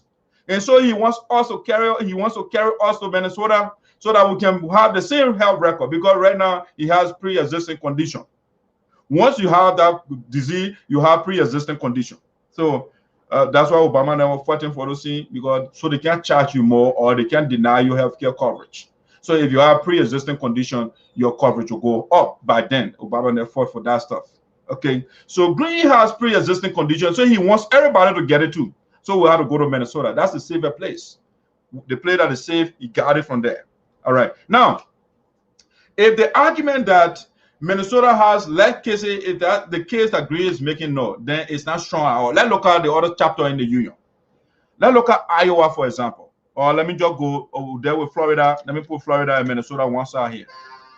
Or we'll compare Minnesota with the other states. Let's compare Minnesota with the other states. So Greene, we'll look at PA. All right, Pennsylvania has a large population, so we're not going to go there. So PA, they say new cases reported 304. Okay, compared to the population, relative to the population is small again. Okay, All right, for the last 7 days, we got 1,262 cases in Pennsylvania. Relative, we're talking about 12 million people or 13 million people in Pennsylvania. So relative to the population, this 1,000 is very small. Okay, let's go. So if we go to North Carolina, North Carolina has high population, and Minnesota as well. They got 374 cases, new cases, and then cases in the last 7 days, 1,830. Compared to Minnesota, is lower. Okay, now let's go to North Dakota. No, let me go to Iowa first. Greene got a weak argument that he's making all around here. Iowa new cases is 45. All right, Minnesota got new cases 110. Okay, if Iowa got 45 new cases and cases in the last 7 days, they got 613, and Minnesota got 576. Why you can't go to Iowa? Why you gotta go Minnesota? And when you say they got lower number, then would the state that got lower number that what Greens will carry the convention?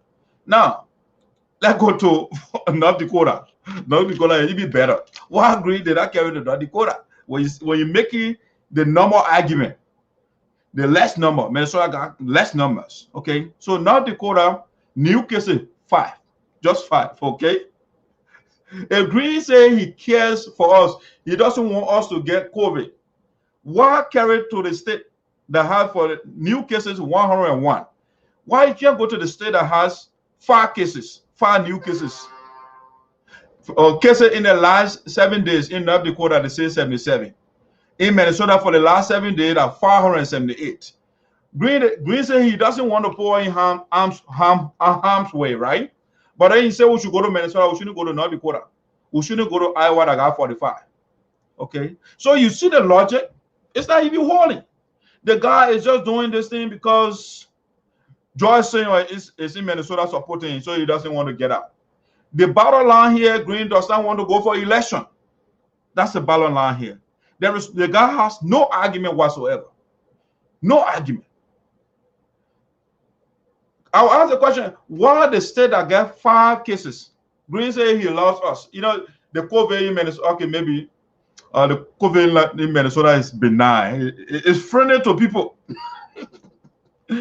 So this is Green. Green, you see, when somebody is drowning again, just say anything. Green is literally drowning, so he will just say anything. You will not even do a research, and you can't talk blah blah blah blah blah. Yeah, the great man is here. I'm doing the research. I'm not lazy like some of you. You don't want to read your own constitution. You cannot read it, but then you can't give us statistical argument. When you know, I will not just come here and give me. Well, I read the numbers to the people. North Dakota got 5 cases, new cases 5. For the last 7 days, they got 77. Minnesota got new cases 110. For the last 7 days, they got 578. But Green said we should go to Minnesota for convention. That was safe. That's a safe area for us to go. So those that are following Green, they can continue to listen to that man. The sage, the wise man, the man who got the authority of the elders is here.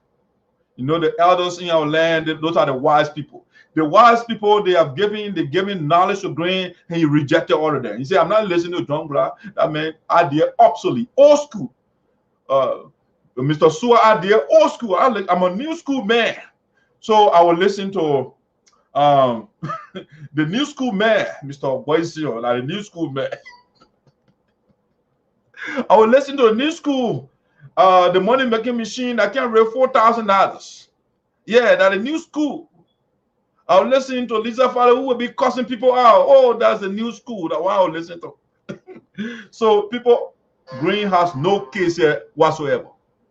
And this is why you have to follow Voice of Sound. We'll give you the evidence. Now let's that transition. Florida, the idea of less case or cases a day upon arrival. Green has no argument. Now let's go to asset retrieval. Let's go to another funny place. Green say asset retrieval. Yeah, we got to retrieve the USAA asset. And he was making allegations.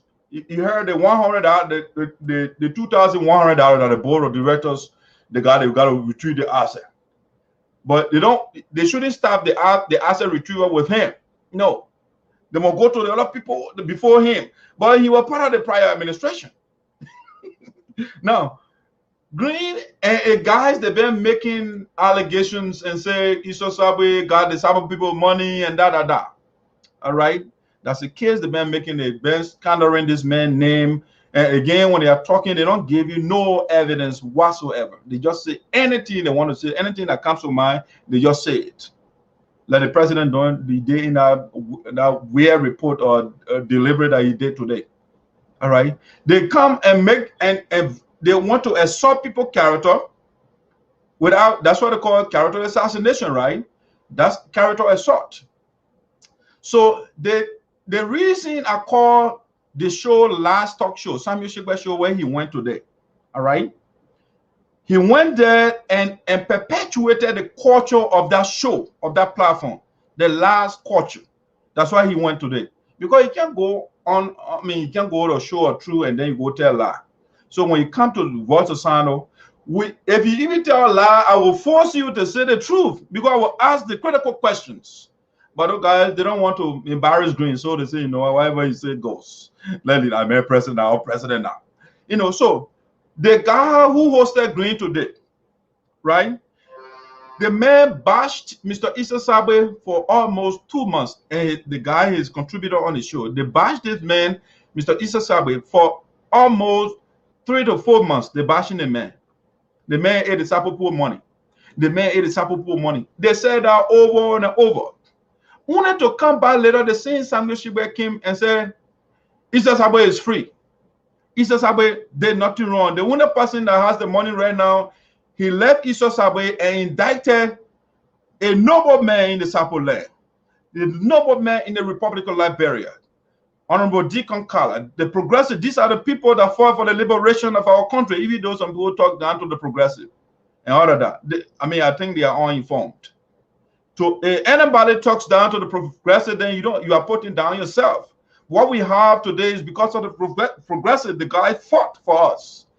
So Samuel Sargbeh went and said their investigation. Don't take it from me. I don't like to come here and just say my own words. Let's listen to Samuel Sargbeh himself.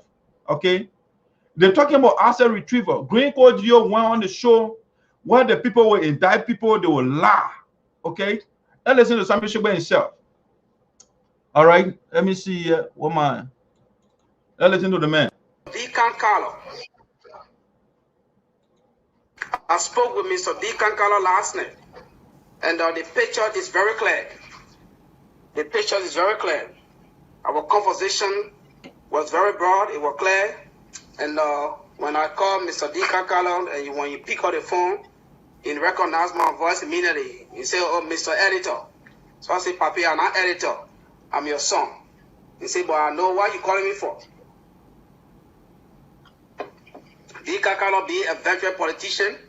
You know when somebody plays call early in the morning, 7 o'clock to 8 o'clock, you know there is something behind it. He said, "My son, I know what you calling me for.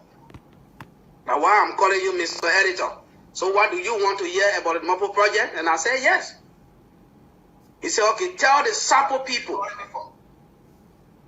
The Mopo project, money is with me." He don't say the money with me. They say the Mopo project, it is true. You heard it, man. Hopefully you hear me. The Mopo people project money is with me. But now he called himself. All right? So you want to say something else. Let me make sure my audio is good. The Mopo people project money is with me. All right, good. My audio is good. So now let's listen to Samuel Sargbeh.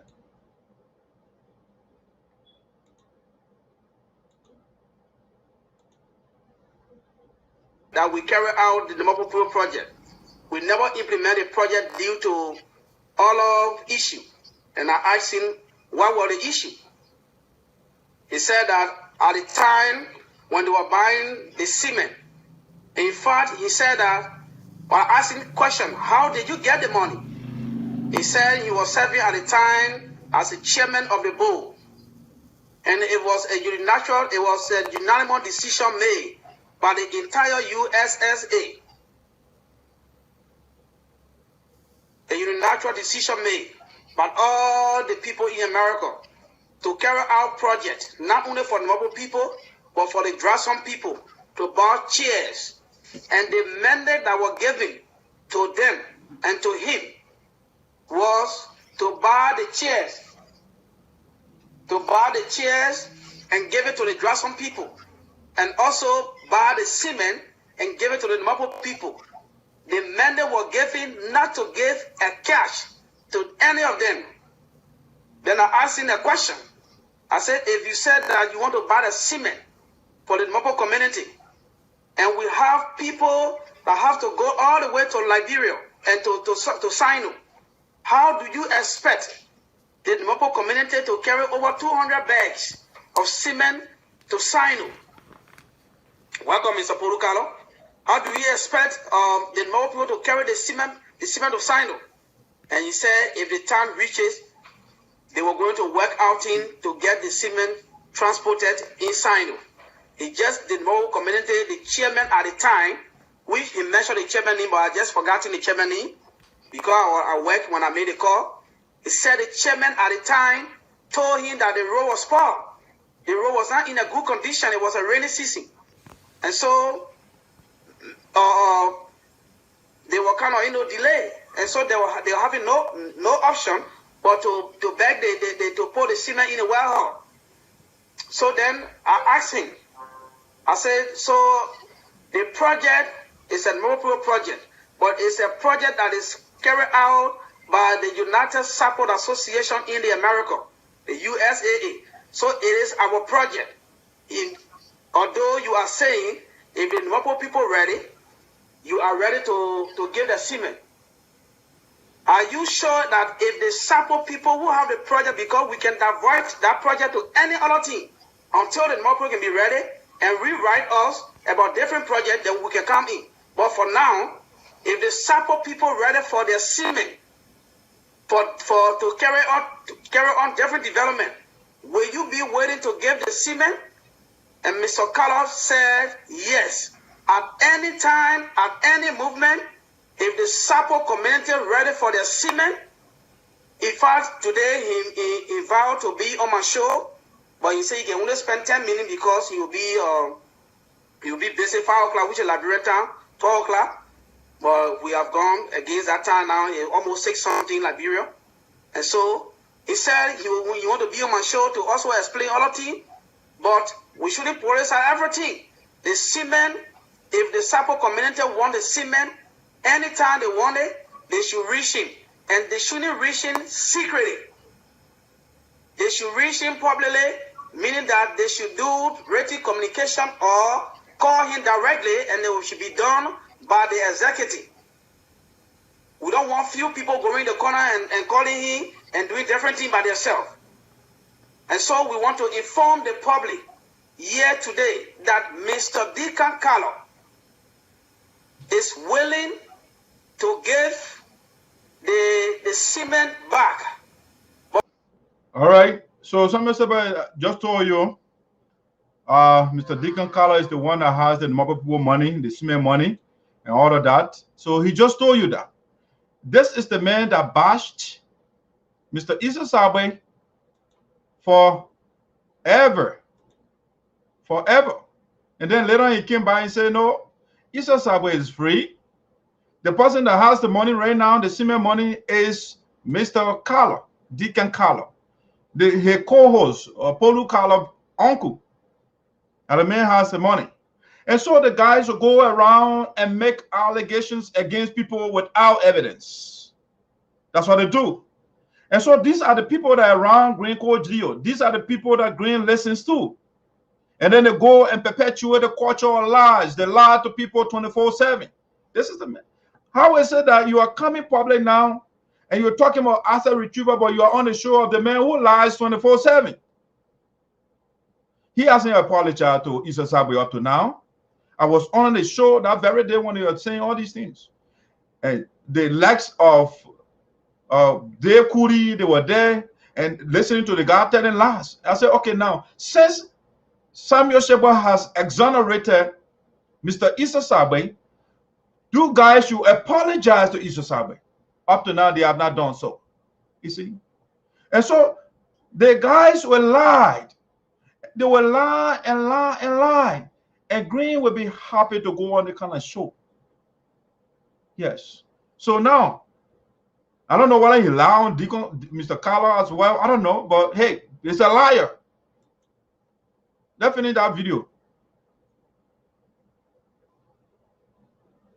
What I asked him was, did you receive the 3,500 in cash?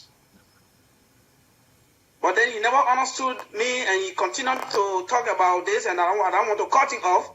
But the bottom line here is, he agreed that if we're ready for our semen, he will be able to give our semen any time that we call for it. So, Mr. President, the government, the present administration, you are listening. The semen is ready. If it is not for Norfolk people, this can be used for another people. We have an ongoing development right now. All right. So when we're doing the asset retrieval, Samuel Sargbeh has made a call first. But then Green Code Geo was still fresh in office. He didn't go after Mr. Deacon Carter, even though his journalist made a report. This is the guy that defends Greene. The guy gave out a report that the corporate now, the man who has the Norfolk people money, the project money, it's not Esau Sargbeh, even though he refused to say that, you know. So he just said, I talked to Deacon Carter, and he said anytime he tried to avoid money business. So when you get it, we're ready for the semen, I will give it. The semen did not go there. How will you go? Because he has the people money, according to you. So the point I'm trying to make here is, when Green Code Geo is talking about asset or people having stuff for the United Sarpo Association, then he start with the man that Samuel Sargbeh recommended to him. Let's start with Mr. Carla first. That's the place we should start. Whether that's true or not, the Green Code Geo, you know, true talk show. Yeah, like a true man, that a man that tell the truth. He will flip flop. He will say, "Oh no, the other one free." Then you carry that another person. All right, so that's the kind of people that Greene is, and that's why he's not succeeding.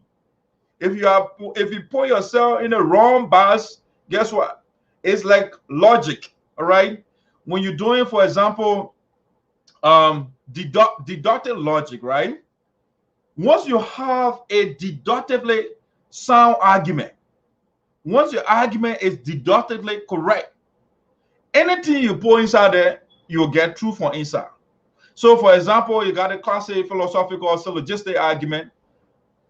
All men are mortal. That means it means that all men will die. All men are mortal. Socrates is a man. Therefore, Socrates is mortal. So, if Socrates is man, it follows that logically you will die. All right? So, you can change the structure, you can change the variable of that argument and put something else in it, you will get the same outcome. All right, so what that means, the point I'm trying to make is, if you go on the last talk show, the result of whatever you will get is lies, because the guys, they believe in mendacities, believe in lie. They are fabulous, they are fabricators, they are propagandists. That's what the guys are. They are not for truth. And so I'm just trying to prove to you, Greene got himself in this quandary. The very day that Dax Ayopo resigned from that bogus team of Green Code Geo, that's when the trouble started. Because when you leave the sage, the man who was taught by our ancestors, I was in the village and the people, they told me how to be a wise man. They taught me. Some people say wisdom is acquired, you know. Sometimes it can be taught. When you were around the right people, you can be wise. Sometimes if you are clever though, that's how you put I'm a clever man. So I learn. Green Code Geo be around the wise people and still not wise. Okay, you got people like John Blah. You get people that Emotu Swa. You get people that Ato Geleo. I mean, these wild ladies, the wise ladies, they are around you. Like Mother Mepese, Mother Nessus Zaza. All those great and smart people, the wise people that people look up to in our land. The man went to Liberia, and this woman came and gave the beautiful speech. And only at the end of the day for Greene to tell the woman, you want to tell the woman, no, yeah for me.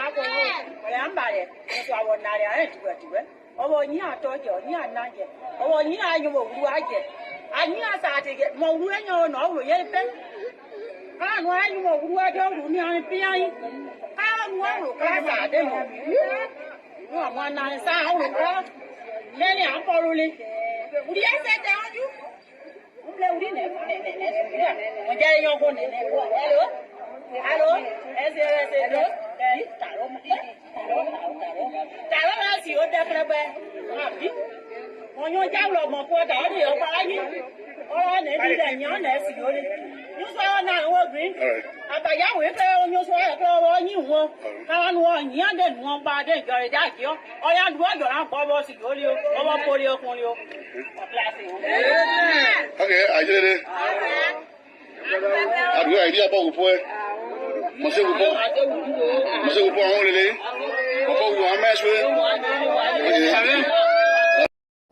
Yeah, that's it. You see, the woman gave that brother wisdom. Greene, when you are in leadership, be humble. Don't be pompous. Don't show off. When you get money, don't be that you feel you get money. When you reach in a town, be humble. Hug people. Bring yourself down. The woman gave that brother knowledge. That's a wise lady. The wise lady talked that nice thing. God be with you, Greene. Listen to the other people. When you guys don't belong together, God will not put you guys together. You belong together. Stay together. The woman gave that great message to the brother. After that speech, you know what the man said? About don't, when you are a witchcraft, basically insulting the people. No problem, male. Now Greene talking. I know some of you don't understand the original language. I'm speaking the original language of my people. English is a foreign language. So no problem. In other words, I bring you more Williabo. I know about Williabo. They are witches. They are wizards. So no problem, man. The man is wishing death upon our people after the woman giving that beautiful message. Okay, so I'm speaking of wisdom here. Okay, so I'm seeing wisdom. Sometimes you can acquire it when you're around the right people, but you have to be smart. Greene is not smart, and so the people are giving you wisdom and you're trashing it. The arrogance, the hubris, and the guy just literally disrespectful. Okay, and these are the people are following. People are following the brother, and guess what? The world leader, when somebody says, I am your leader, the question you ask yourself first, it's a simple question you should ask that person. Where are we going? Because the person is leading you somewhere. So you ask, sir, where are we going? Where are you leading me to? The guys are not asking the people around Greene. They are not asking that question, Greene, where are you taking us? Greene is taking the people in the ditch, but they are following him. Okay? Ask that question anytime you get a leader. When you say, I am your leader, ask the leader, where are we going? Where are you taking me? Greene is taking our people in the ditch, and they are not seeing it. Okay? So he has nothing to offer our people but chaos. And you say, you know what? I'm bringing light to the people. The union is divided. The guy does not communicate with the Sarpo leadership in Liberia. He does the Christopher Bar. Christopher Bar is the one the guy talks to. Are you serious, brother? Of all the people in Liberia that Christopher Bar, I'm not against a young man. But you see, Greene said, we told her the other day, that you need the old mat to sit on before you can plant the next mat. Greene sidelined the old mats, the people with the knowledge and wisdom, and say, you know what? I bring in generational change. The guy is not wise. Look at America. America is what we call gerontocracy. It's a government of all people. There's a reason why. These guys, they have the experience and the knowledge. So if you look at the government, you still have people like Joe Biden. The man is almost 80. Why do you think they got the man there? The people know what they are doing. And so before you bring the young man, they got to be under the tutelage, under the instruction of the wise ones. Why do you think that's how you put it is wise? I talk to the elders. I talk to the wise ones, and they give me the knowledge. And so I'm here to share the knowledge with you. Greene Coach, you need to come on the Zarpo, the soft, gentle wing of Dax Ayopo there, so that I can help you out. But he was under my tutelage before, but the guy again, he doesn't want to be wise, and so he left Dax Ayopo there. When I talk to the guy, I send communication to the guy, email, the same thing you're doing to the elders now. I will send text messages, I will send email, I will call the brother, to no avail. Okay. So Greene is now going to ditch, and people that are following, they're all in the ditch. Your record, it stays with you. There's one thing that you cannot amend, you can't change it. It is indelible. Once you establish it, it's there. Greene has established an indelible record that he cannot change, even if he comes to us for repentance. Greene is stuck. The record is behind him. The record is like your shadow. It goes with you wherever you go.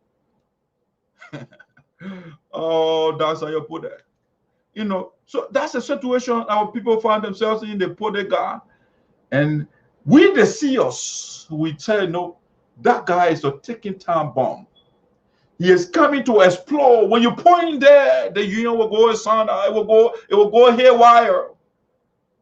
Our words have come to fruition. The United Sarpo Association now, Greene, is having another convention in Minnesota using our money in the account. Yes, that's what he's doing right now. He doesn't have money. So he go and hijacked our account, and now you're having another convention. He sent $4,000 to Florida for the people to have another convention. The man said he's breaking light. That is considered light to us. Oh, Sarpo people, this is what you have for yourself. If you don't listen to that Sayapo there, you always have these problems. But I'm glad that people are listening to me. That Sayapo has been exonerated. People were saying this guy is the problem in the union. Oh, you are putting our people apart. I'll say, no, the voice of truth is here to free the people. I am here to free the people. Dr. Famula is right.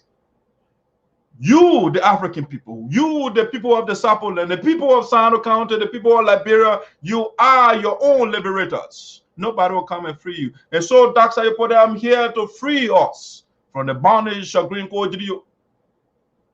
He doesn't want to do the right thing. He's just here to cause confusion 24/7. And I'm seeing some people around him. Our guy will say, slaughter hall. Florida is people going to slaughter Greene, or Greene going to slaughter people in Florida. So you want to come there. All right, let me look at some of your comments here. And I got one more thing here to transition a little bit and go something else. Let me look at some of the comments are trending. Guy, like this is the kind of person to listen to. Jala is a wise man, and that's my buddy. People, my man will come here to the Jala ball. What you call Alpha Cow, the vice president of the Minnesota chapter. We, the burgeoning generation, we look at the administration of Greene Coach Geleo, and we find out that the guy was up to do nothingism. He was coming to cause chaos. He wasn't doing anything. He was just arguing with the board of directors instead of listening to the guys. And he said, kept arguing over and over with the people. And so the likes of Jane Yonta and others who say, you know what, let's form a team to mount righteous pressure on this guy, so our people back will benefit from our resources instead of the money going in Greene alone pockets. And so we went to establish a group called the USAA Social Economic Political Economic Reformers. So we established that group to mount pressure on Greene Coach Geo to do something for our people instead of just talking about Nessus Scholar that has no economic benefit whatsoever. The name still remains the same from that. It's called geographical decoration. We are just decorating the land. And the people are there. I mean, I don't want to use strong words. Our people don't have the children, the yearning for knowledge, but they are not getting it because we got a bad leader in office. And so we established that group. We are trying to put things together, and Jala, who was the acting chairman at the time, we gave our ideas to Gion to go to be the spokesperson, and who sent Gion? Gion went Greene cajoled the brother. The next time Gion came by, he started advocating for Greene. I said, what? That one made Gion angry. I said, what? You serious? The guy used voodoo on a guy or something? So Jala, people like Jala like the guy. I mean, I don't agree with everything the brother says, but the guy stands for something. Dr. King said, a man who stands for nothing is not safe to live. He's not supposed to live. If you don't stand for nothing, you will fall for anything. And so the flip-floppers, I don't like them. I might not agree with Jala, but he has a position. You heard, as a man, as a leader, you must take a position. But not any kind of wrong, and not any kind of position. You got to take the right position. All right? That's what you're supposed to do. So Jala, I got my respect for that brother. Is this guy ever? He said, what is true? I don't know. When you say a video that he went to the University of Minnesota, no, the language is too strong. All right, so let me see. Washington, thanks for watching. The great lady, Iowa. The great man is also watching Kalawuru. These are the guys that people listen to in our place. When they come in, when the guys speaking, they speak wisdom. But Greene said, listen, these are the people that put together, negotiate, and they say, man, Mr. Greene, come on board. Let's do something for our people. The guys say to hell with all of you. I'm going to the Georgia convention in Minnesota, the Mr. Boise convention in Minnesota. I'm going to. So, Mr. Panto, all the former presidents said today that la, and he condemned man. All right, so yeah, that I agree with you. God is far educated. I mean, by education here, we're not talking about sitting there in the webman classroom and getting all the degrees. We are talking about both formal and informal education. People made a mistake and say, oh, education, only getting no degree. No. It's doing those basic things, understanding who you are. It's also part of your education. If you trash your culture, and because you are in the West now, so you are a Western man. So, that primitive thing. You are not educated. You see the word primitive, so now people just throw it around. Primitive, when you look at it, the root, the etymology of that word is the fresh thing. So it's the fresh, your foundation, your culture is what you are. Culture is what you are. What you eat, the way you talk, and all those things. So when you try to track who you are, then you are not educated. All right?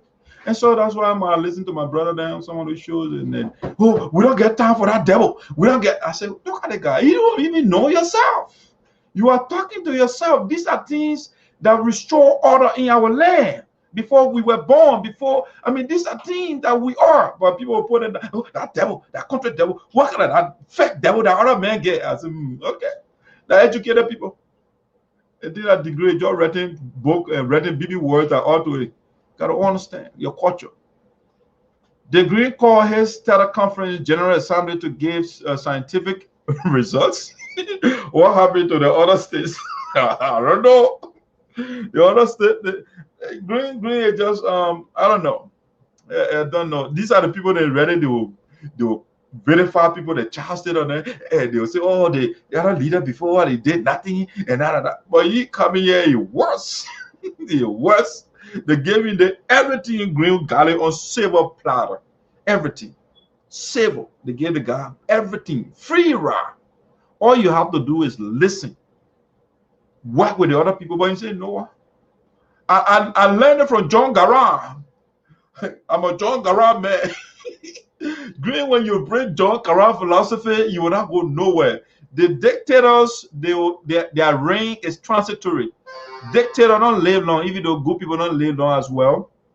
But the legacy of those good people, it lives long. It's good. People reference it. But when they're talking about bad people, your legacy will live long too. But what is it for? It is not benefiting people. So you need your legacy that will benefit, that people will learn from. So we talk about people that Thomas Sankara, because their legacy left a footprint in the country. People like Kwame Nkrumah, Nelson Mandela, people like Blading. I mean, those progressive, we people, Dr. Fambula, those guys. We can see what they did in our country. You might not agree with them, but they did something. They fought the oligarchy. And today, Dr. Epo, they can come on favor and talk. The other people then you say they get lot of show, they get because of the sweat. What do guys do? So our generation now, we got to do something. But then the new school men who putting down all the old people, with the exception of one old man, he's just doing everything wrong. He's doing everything practically wrong. All right, let's see. The man is confused about his own life, so he will lie about everything. That's right. If you are confused about what you do, you don't say anything. You're confused. You are discombobulated. Your thoughts are not together. So you just say random things that are not related. Speak GS. US is it from US? Okay, I think I read a comment earlier. All right, so these are some of the comments that are trending here. I just want to share one more thing here, and I'll be off for the night. So 12:04 on the side now. I gotta go to my first lady. You know what I'm saying? You know what I'm saying? I'm a family man. I just got. I just popped the question not too long ago, so I gotta go and give my lady, you know, some affectionate kiss and stuff. Yes, I'm going to very look at it, man. You talking about yeah, but what am I talking about now? So I just want to share something with you here. The last one here for the night. I talked about it first. Elders Council provides clarification on position statement. You see, I told you guys the elders are wise people, and so you got to listen to them. Greene did not listen to them, and that's why Greene is suffering today. Okay, so people have been asking questions and asking the elder all these different questions, how they came out to the decision they made, and they're not fair. So the elder said, no, let educate the people. Our job here is to educate our people to provide more knowledge. Those that have ears will hear. Those that have ears but they can't hear, they will not hear. Those that have eyes that can see, they will see. And you gotta understand, you got the physical eyes and you get a mind's eye, you know. So some people can only see with the physical eye, but they can't see with the mind's eye. All right. So you gotta see with your mind too. The mind got eyes. So but that one Greene can only look at physically. And you can't use the mind, you know. All right, so the elders they clarify the position here. I think the statement is rich. It has some content, and so I just wanted to read that the elder statement to us here, so that people that may not read what the elder wrote, so maybe read Following Voices Sound, or you also get that statement from us, and that's what we are here for to educate and inform our people with the right information. We are not here to engage into bamboozle, man. Like during Koju, a group that are doing the cajole and confuse our people and tell lies. So they are propagandists, you know. Propagandists, they don't tell truth. They just go and think maybe everything they will say 99% will be false. Then they just spin it. Yeah, we read a little bit of that stuff. Let me read this stuff quickly from the elders here. Yeah. So the elders wrote here, It was written one day ago. It published on the elder, the wise elder Tusua Remitua. It's a clarification on position statement. 2 days ago, the concerned Sarpo elders, along with the concerned youth group of the USAA, published their position statement on the negotiation regarding the dispute between the board and the executives of the USAA. Since then, calls and texts have been coming in from both Sarpo and non-Sarpo people, seeking clarity as to what concerns or issues both groups had, which the elders said were addressed in point number 1, work together, of their position statement. Thanks for your questions, sir or madam. The elders' first recommendation was the working together group to appoint a committee to draft guidelines that would govern the process. This, the groups failed to do. In fact, in its response, the executive said the elders should stay out of the peacemaking process. Okay, that Greene talking, that Greene, the elders should, the wise ones should stay out. Okay, the wise ones, they should stay out. In fact, in its response, the executive said the elder should stay out of the peacemaking process. If they need us, they will call on us. All right. Yet the elders continued the process. The executive then demanded that the board withdraws its letter announcing the end of the executives, in parentheses, regime or reign, and publicly apologize to them. See, that's the arrogance of Greene. He wrong. He took our money. He stole our money. They all the wrong thing. People cussing each other and say, "Oh, you can't apologize to me. I the one did the right thing." All right. So they said they might apologize to him. On their part, the board maintained that they have not dismissed the executives as they claimed. Rather, they, the board, were evoking a constitutional provision, and therefore there is nothing to apologize about, but that Mr. Geleo and team should go. And I stand with the board. Greene, Geleo, and team got to go. All right. If Greene wants to stay, he can come to the ballot box. That's where you get the power. You don't get it free twice. No.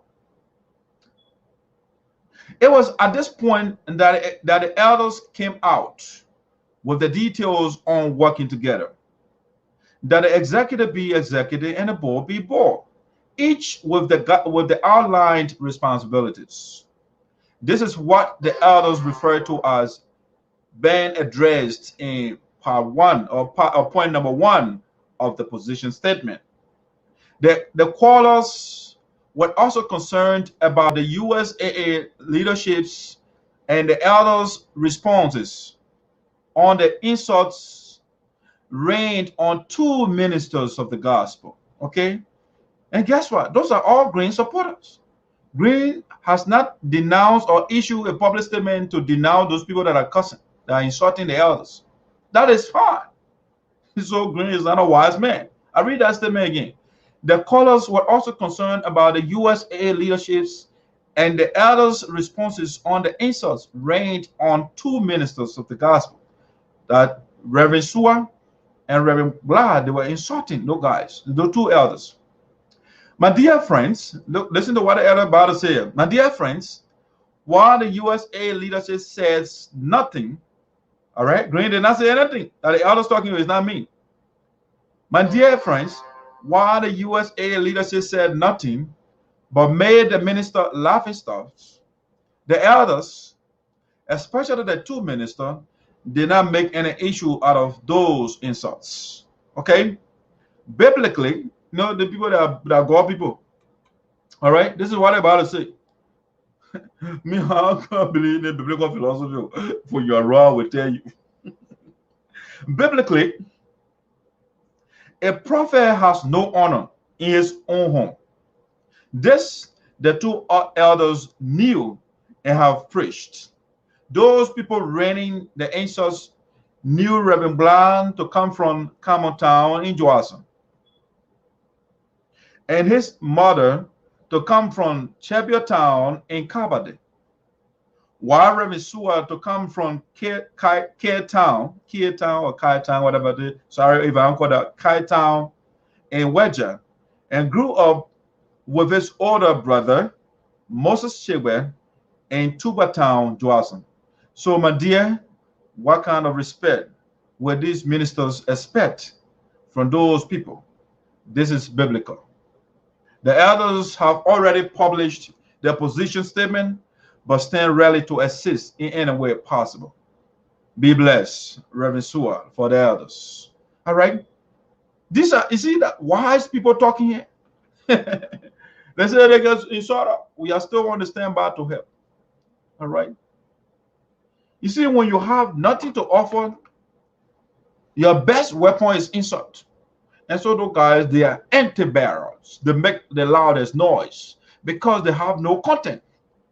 Any barrel that has content will be, they will not be boom, boom, boom when you hear it, no, because it has substance, something in it, so it talks lower. The volume is not, the vibration is not too high. And so the elders, they are not loquacious like our brothers on the other side that insulted people because they have no content. All right, so ladies and gentlemen, that's all we have for you for the night. Tomorrow, we have 3 guests on the show. All right, so Voice of SINOE will be very busy tomorrow. So you got to join us. The first guest on the show is the port manager of SINOE County, or the director. Alex Honeyball Noah will be our first guest. We're starting at 4 p.m. We'll give him 1 hour because I got a lot of guests. So I'll give him 1 hour. I ask all the plenty questions and get some education from him. And then he will be out. And I will bring another person on the show. Let me see. I thought I got a manager picture here. Unfortunately, I deleted it because sometimes it tells me you got a lot of files or a lot of folders. So I apparently deleted the young man picture. All right. So Alex Honeyball Noah, the port director of SINOE County, will be my first guest on the show tomorrow, beginning at 4 p.m. Next on the show will be this sagacious lady, wise lady, Madam Idepoa, will be the second guest. She will be talking about an array of issues within the union, with the position of the elders, and she was part of that team and all of that, you know. So they will give you some details, in-depth, inside information that you have not gotten. Okay. So she will be here to bring wisdom. You will see the difference between the people that support Greene and the people that support the union. All right. There is no such thing as Bow versus the Greene. No, it's the union versus Greene Code Geo. Greene Code Geo is going against the General Assembly. So once you go against the General Assembly, you are going against the union. Okay. And by example, let me give you an example when I say the union. The union is when you make a decision to go to Florida, and Greene saying you carry the convention to Minnesota. So you are going against the decision of the union. All right. So after Madam Idepoa tomorrow, by 8 p.m., we'll bring on the vice president of the Minnesota chapter, A. Melvin Dewey. He will be the last person on the show from I think 7 to 8 or 8 to 10 or 9. He will be the last guest on the show tomorrow. So you got to follow us tomorrow. Voice of SINOE. A lot of information, good stuff will be coming up. Especially watch out for the Minnesota vice president, Melvin Dewey. You know, the guy can flip anytime. So you'll be bringing a little bit of my man. You'll be now. Just stay with Greene. But hopefully, you will do the right thing. The Greene cannot disrespect your father, and you're still supporting him. Mr. Bolwe is on the commission, and these guys are insulting these elders.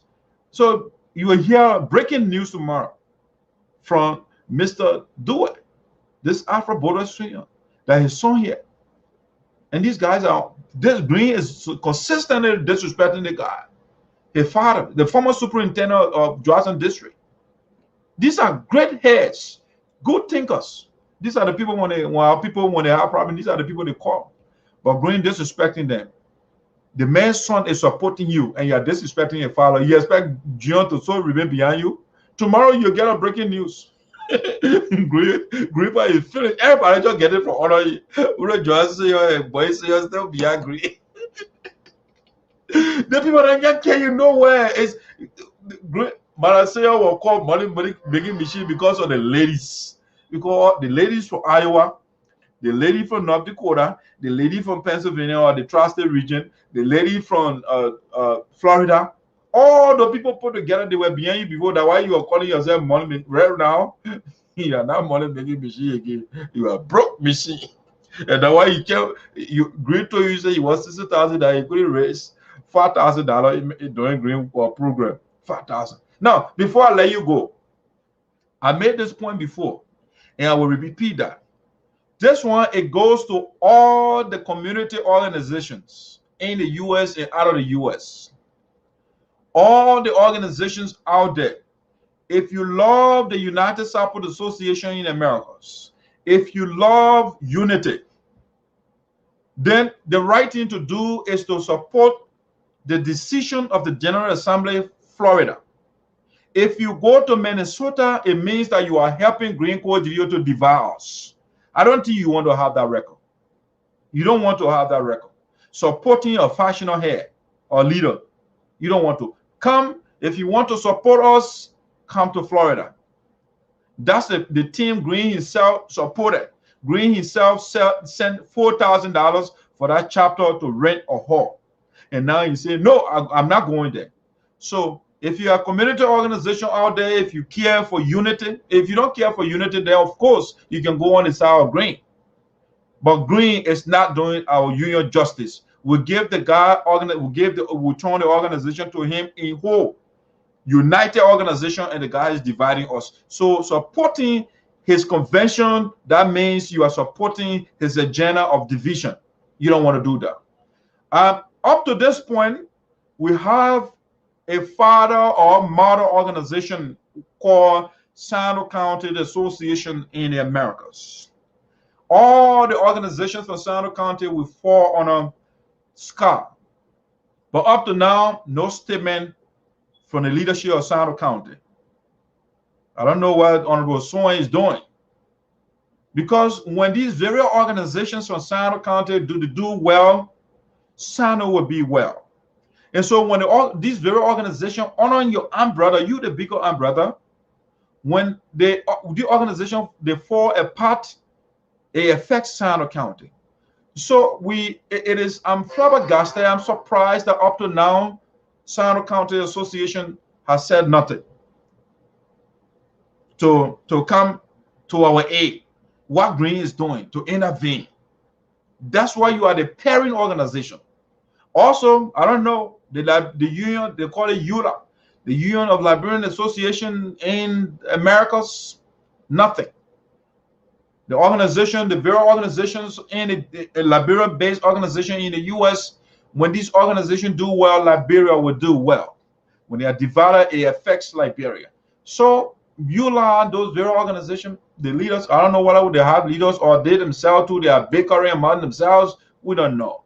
Leaders, you see, if you are in this kind of capacity, you got to look out for the little organizations.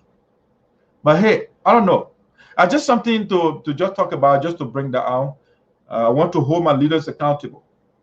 SINOE County, the EB Pennsylvania chapter, no statement. For the national level, no statement. All the various chapter, no statement. They are watching. They are watching for teams to go south. How does that benefit you? How does that benefit us as a county? All right. So that's just a little thought. If you want to support Greene, it's up to you. That means you are supporting Charles Taylor to destroy Liberia. Again, that's another. Greene Code Geleo is a Charles Taylor of the Sarpo Association. Destroy things. But sooner rather than later, we're saying to the head too. Greene will go to the head, like Charles Taylor. All right? I am the follower of justice for SINOE County, and I will start from my own house. We'll make sure Greene Code Geleo faces justice. You can go free. All right, so ladies and gentlemen, I got to go. Let me get you. You know my son, right? When I finish that, I was like, there are no SAT anymore. Just stop the commotion and stop the tabata, you know. And so let's get the queen of traditional music. As I blend it, and start there are no SAT1, you know. Stop the fighting.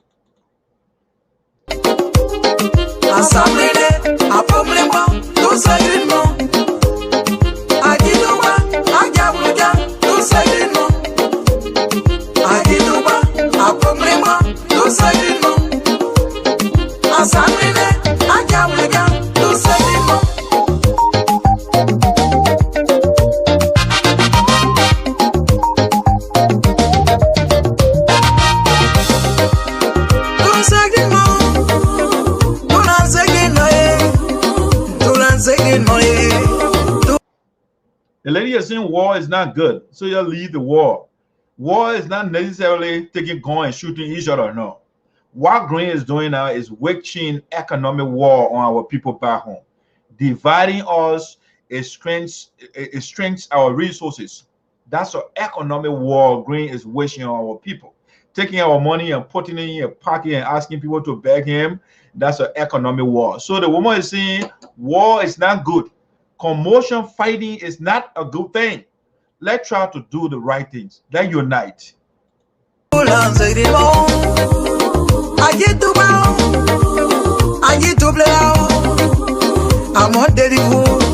We are in a strange land.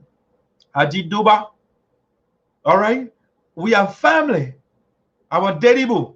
Let's leave the fighting. Let's reconcile, Greene, and stop the fighting consistently. The woman is sending a message to our people, but the message, they're not getting the content of the message. They're only yet listening to the sound, the beautiful sound.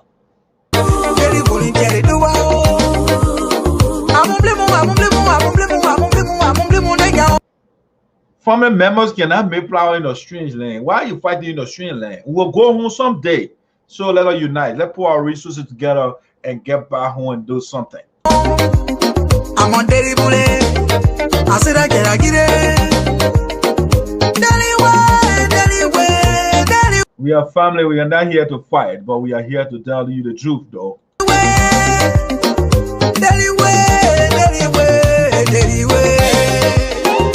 Watch out, we want peace and unity.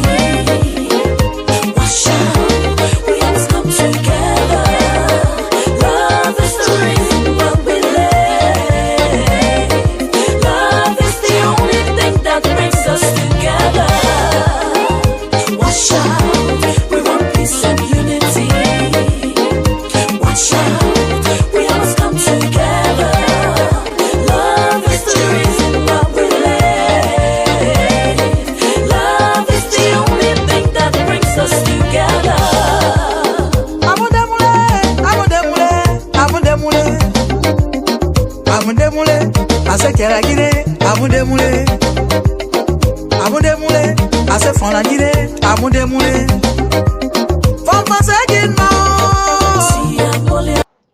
Fighting is not good. Let us come together. Let us unite. Fighting is not a good thing. Greene, you have been fighting for too much. The elders told the other day for 10 months they have been talking to you and you fail to listen to him or to them. And because of that, the things that we're supposed to do back home, nothing has been achieved because you are fixated on fighting.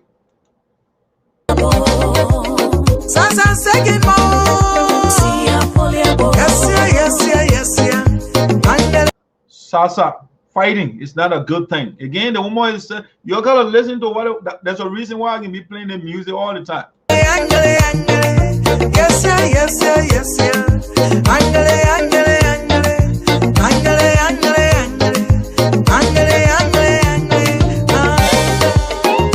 Watch out, we want peace and unity. Watch out, we always come together. Love is the reason why we live. Love is the only thing that brings us together. Watch out, we want peace and unity.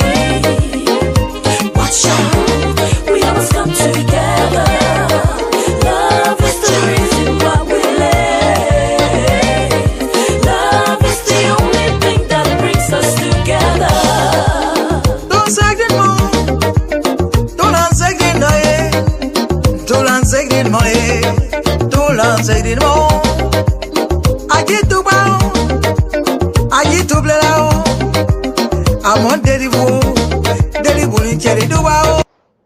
I did to play out. We ran from war for our land, and we are in exile. Why are we still fighting? Why? Why can't we unite?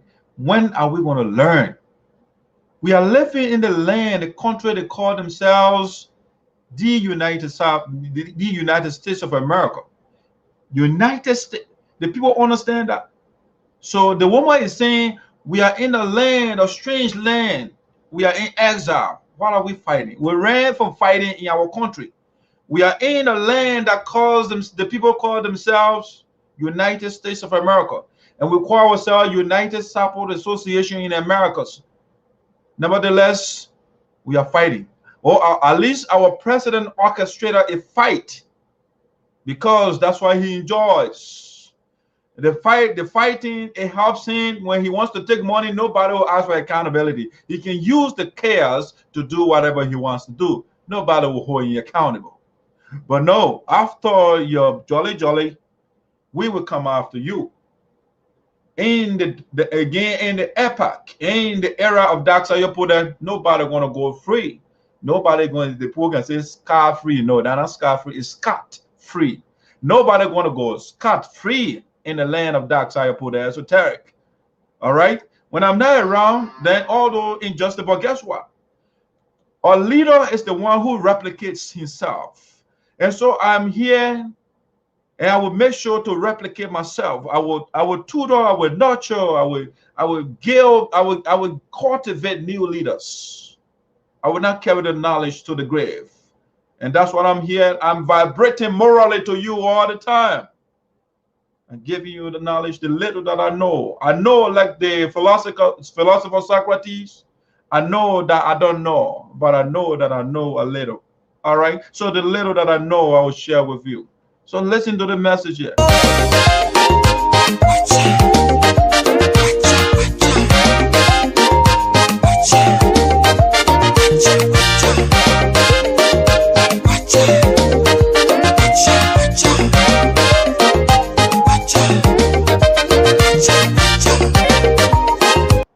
So, ladies and gentlemen, before I let you go, I want to recognize the people that follow right now that I'm seeing. I've seen Deganti, Mami Dato, thanks for joining us.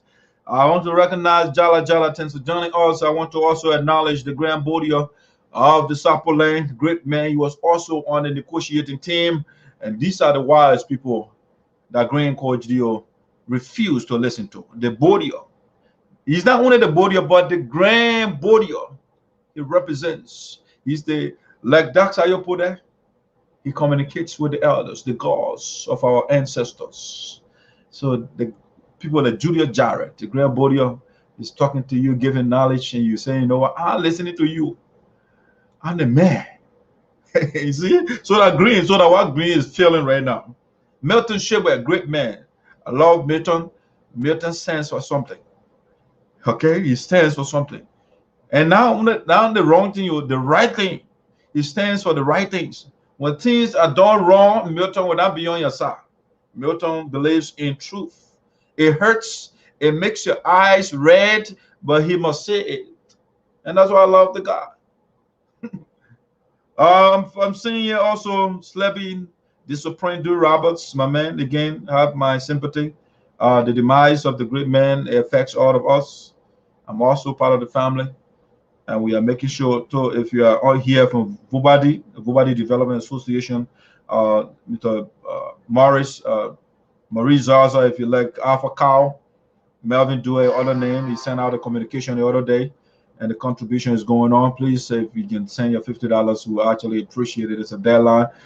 So please, we will make sure that, so that at least we can give our former president, the man who established the organization, to give him a befitting burial. It's unfortunate that her life was abbreviated in this way, you know. But hey, that's death. We can, I don't know, we can question it, but it remains an enigma. You know, something is a puzzle to us. So we're still trying to figure out what is the cause of death. All right. We want to recognize, let's see, the people that I'm seeing here, the president of the Delaware Valley chapter, Madam Francis Myers, the incoming national president, the woman who is coming to take her to the promised land. The promise, this one is not from Moses, it's from the elders, it's from our people, it's from the General Assembly, it's not from Greene. Greene is taking her to the unpromised land. The land that wasn't promised to us, that's the land he's taking her. And that land is the land of chaos. No, so the woman is coming to take us to the promised land. We want to also recognize Her Royal Highness for Delaware Valley Chapter, Ura Kawule. Welcome to the show. Thanks for following us. I am not seeing all of you, so people always accuse. Oh, I want to recognize Madam Tina Webbo. African name that's going to be difficult to pronounce. All right, guys, but I love the African. That leader Western name, and I watching my name that malice implementing that represents. So Sayopo there. Don't call me different name. I only want Sayopo there. Yeah, Sayopo there is my favorite name. Dark. You know, it sounds Western but dark. I'm on Bemo, so call me dark. All right. So I just add the E there to distinguish it from the regular dark. But Bemo, dark. Sayopo there. Esoteric. Understood by the chosen few. That was esoteric means. Only a few people can understand. The wise ones. A lot of the people that are following right now, they are wise people. Once you take your time, Kanye, you want to be wise. So then you are understood. You are part of the few that understand that's how you put that. All right, so those are the people that are saying, if I don't recognize you, it's now on purpose. I want to say thank you so much for joining me and join us tomorrow to talk to the great people that are coming, our guests tomorrow. Have a wonderful night and stay out of trouble and do the right thing. Don't join Green Code Video.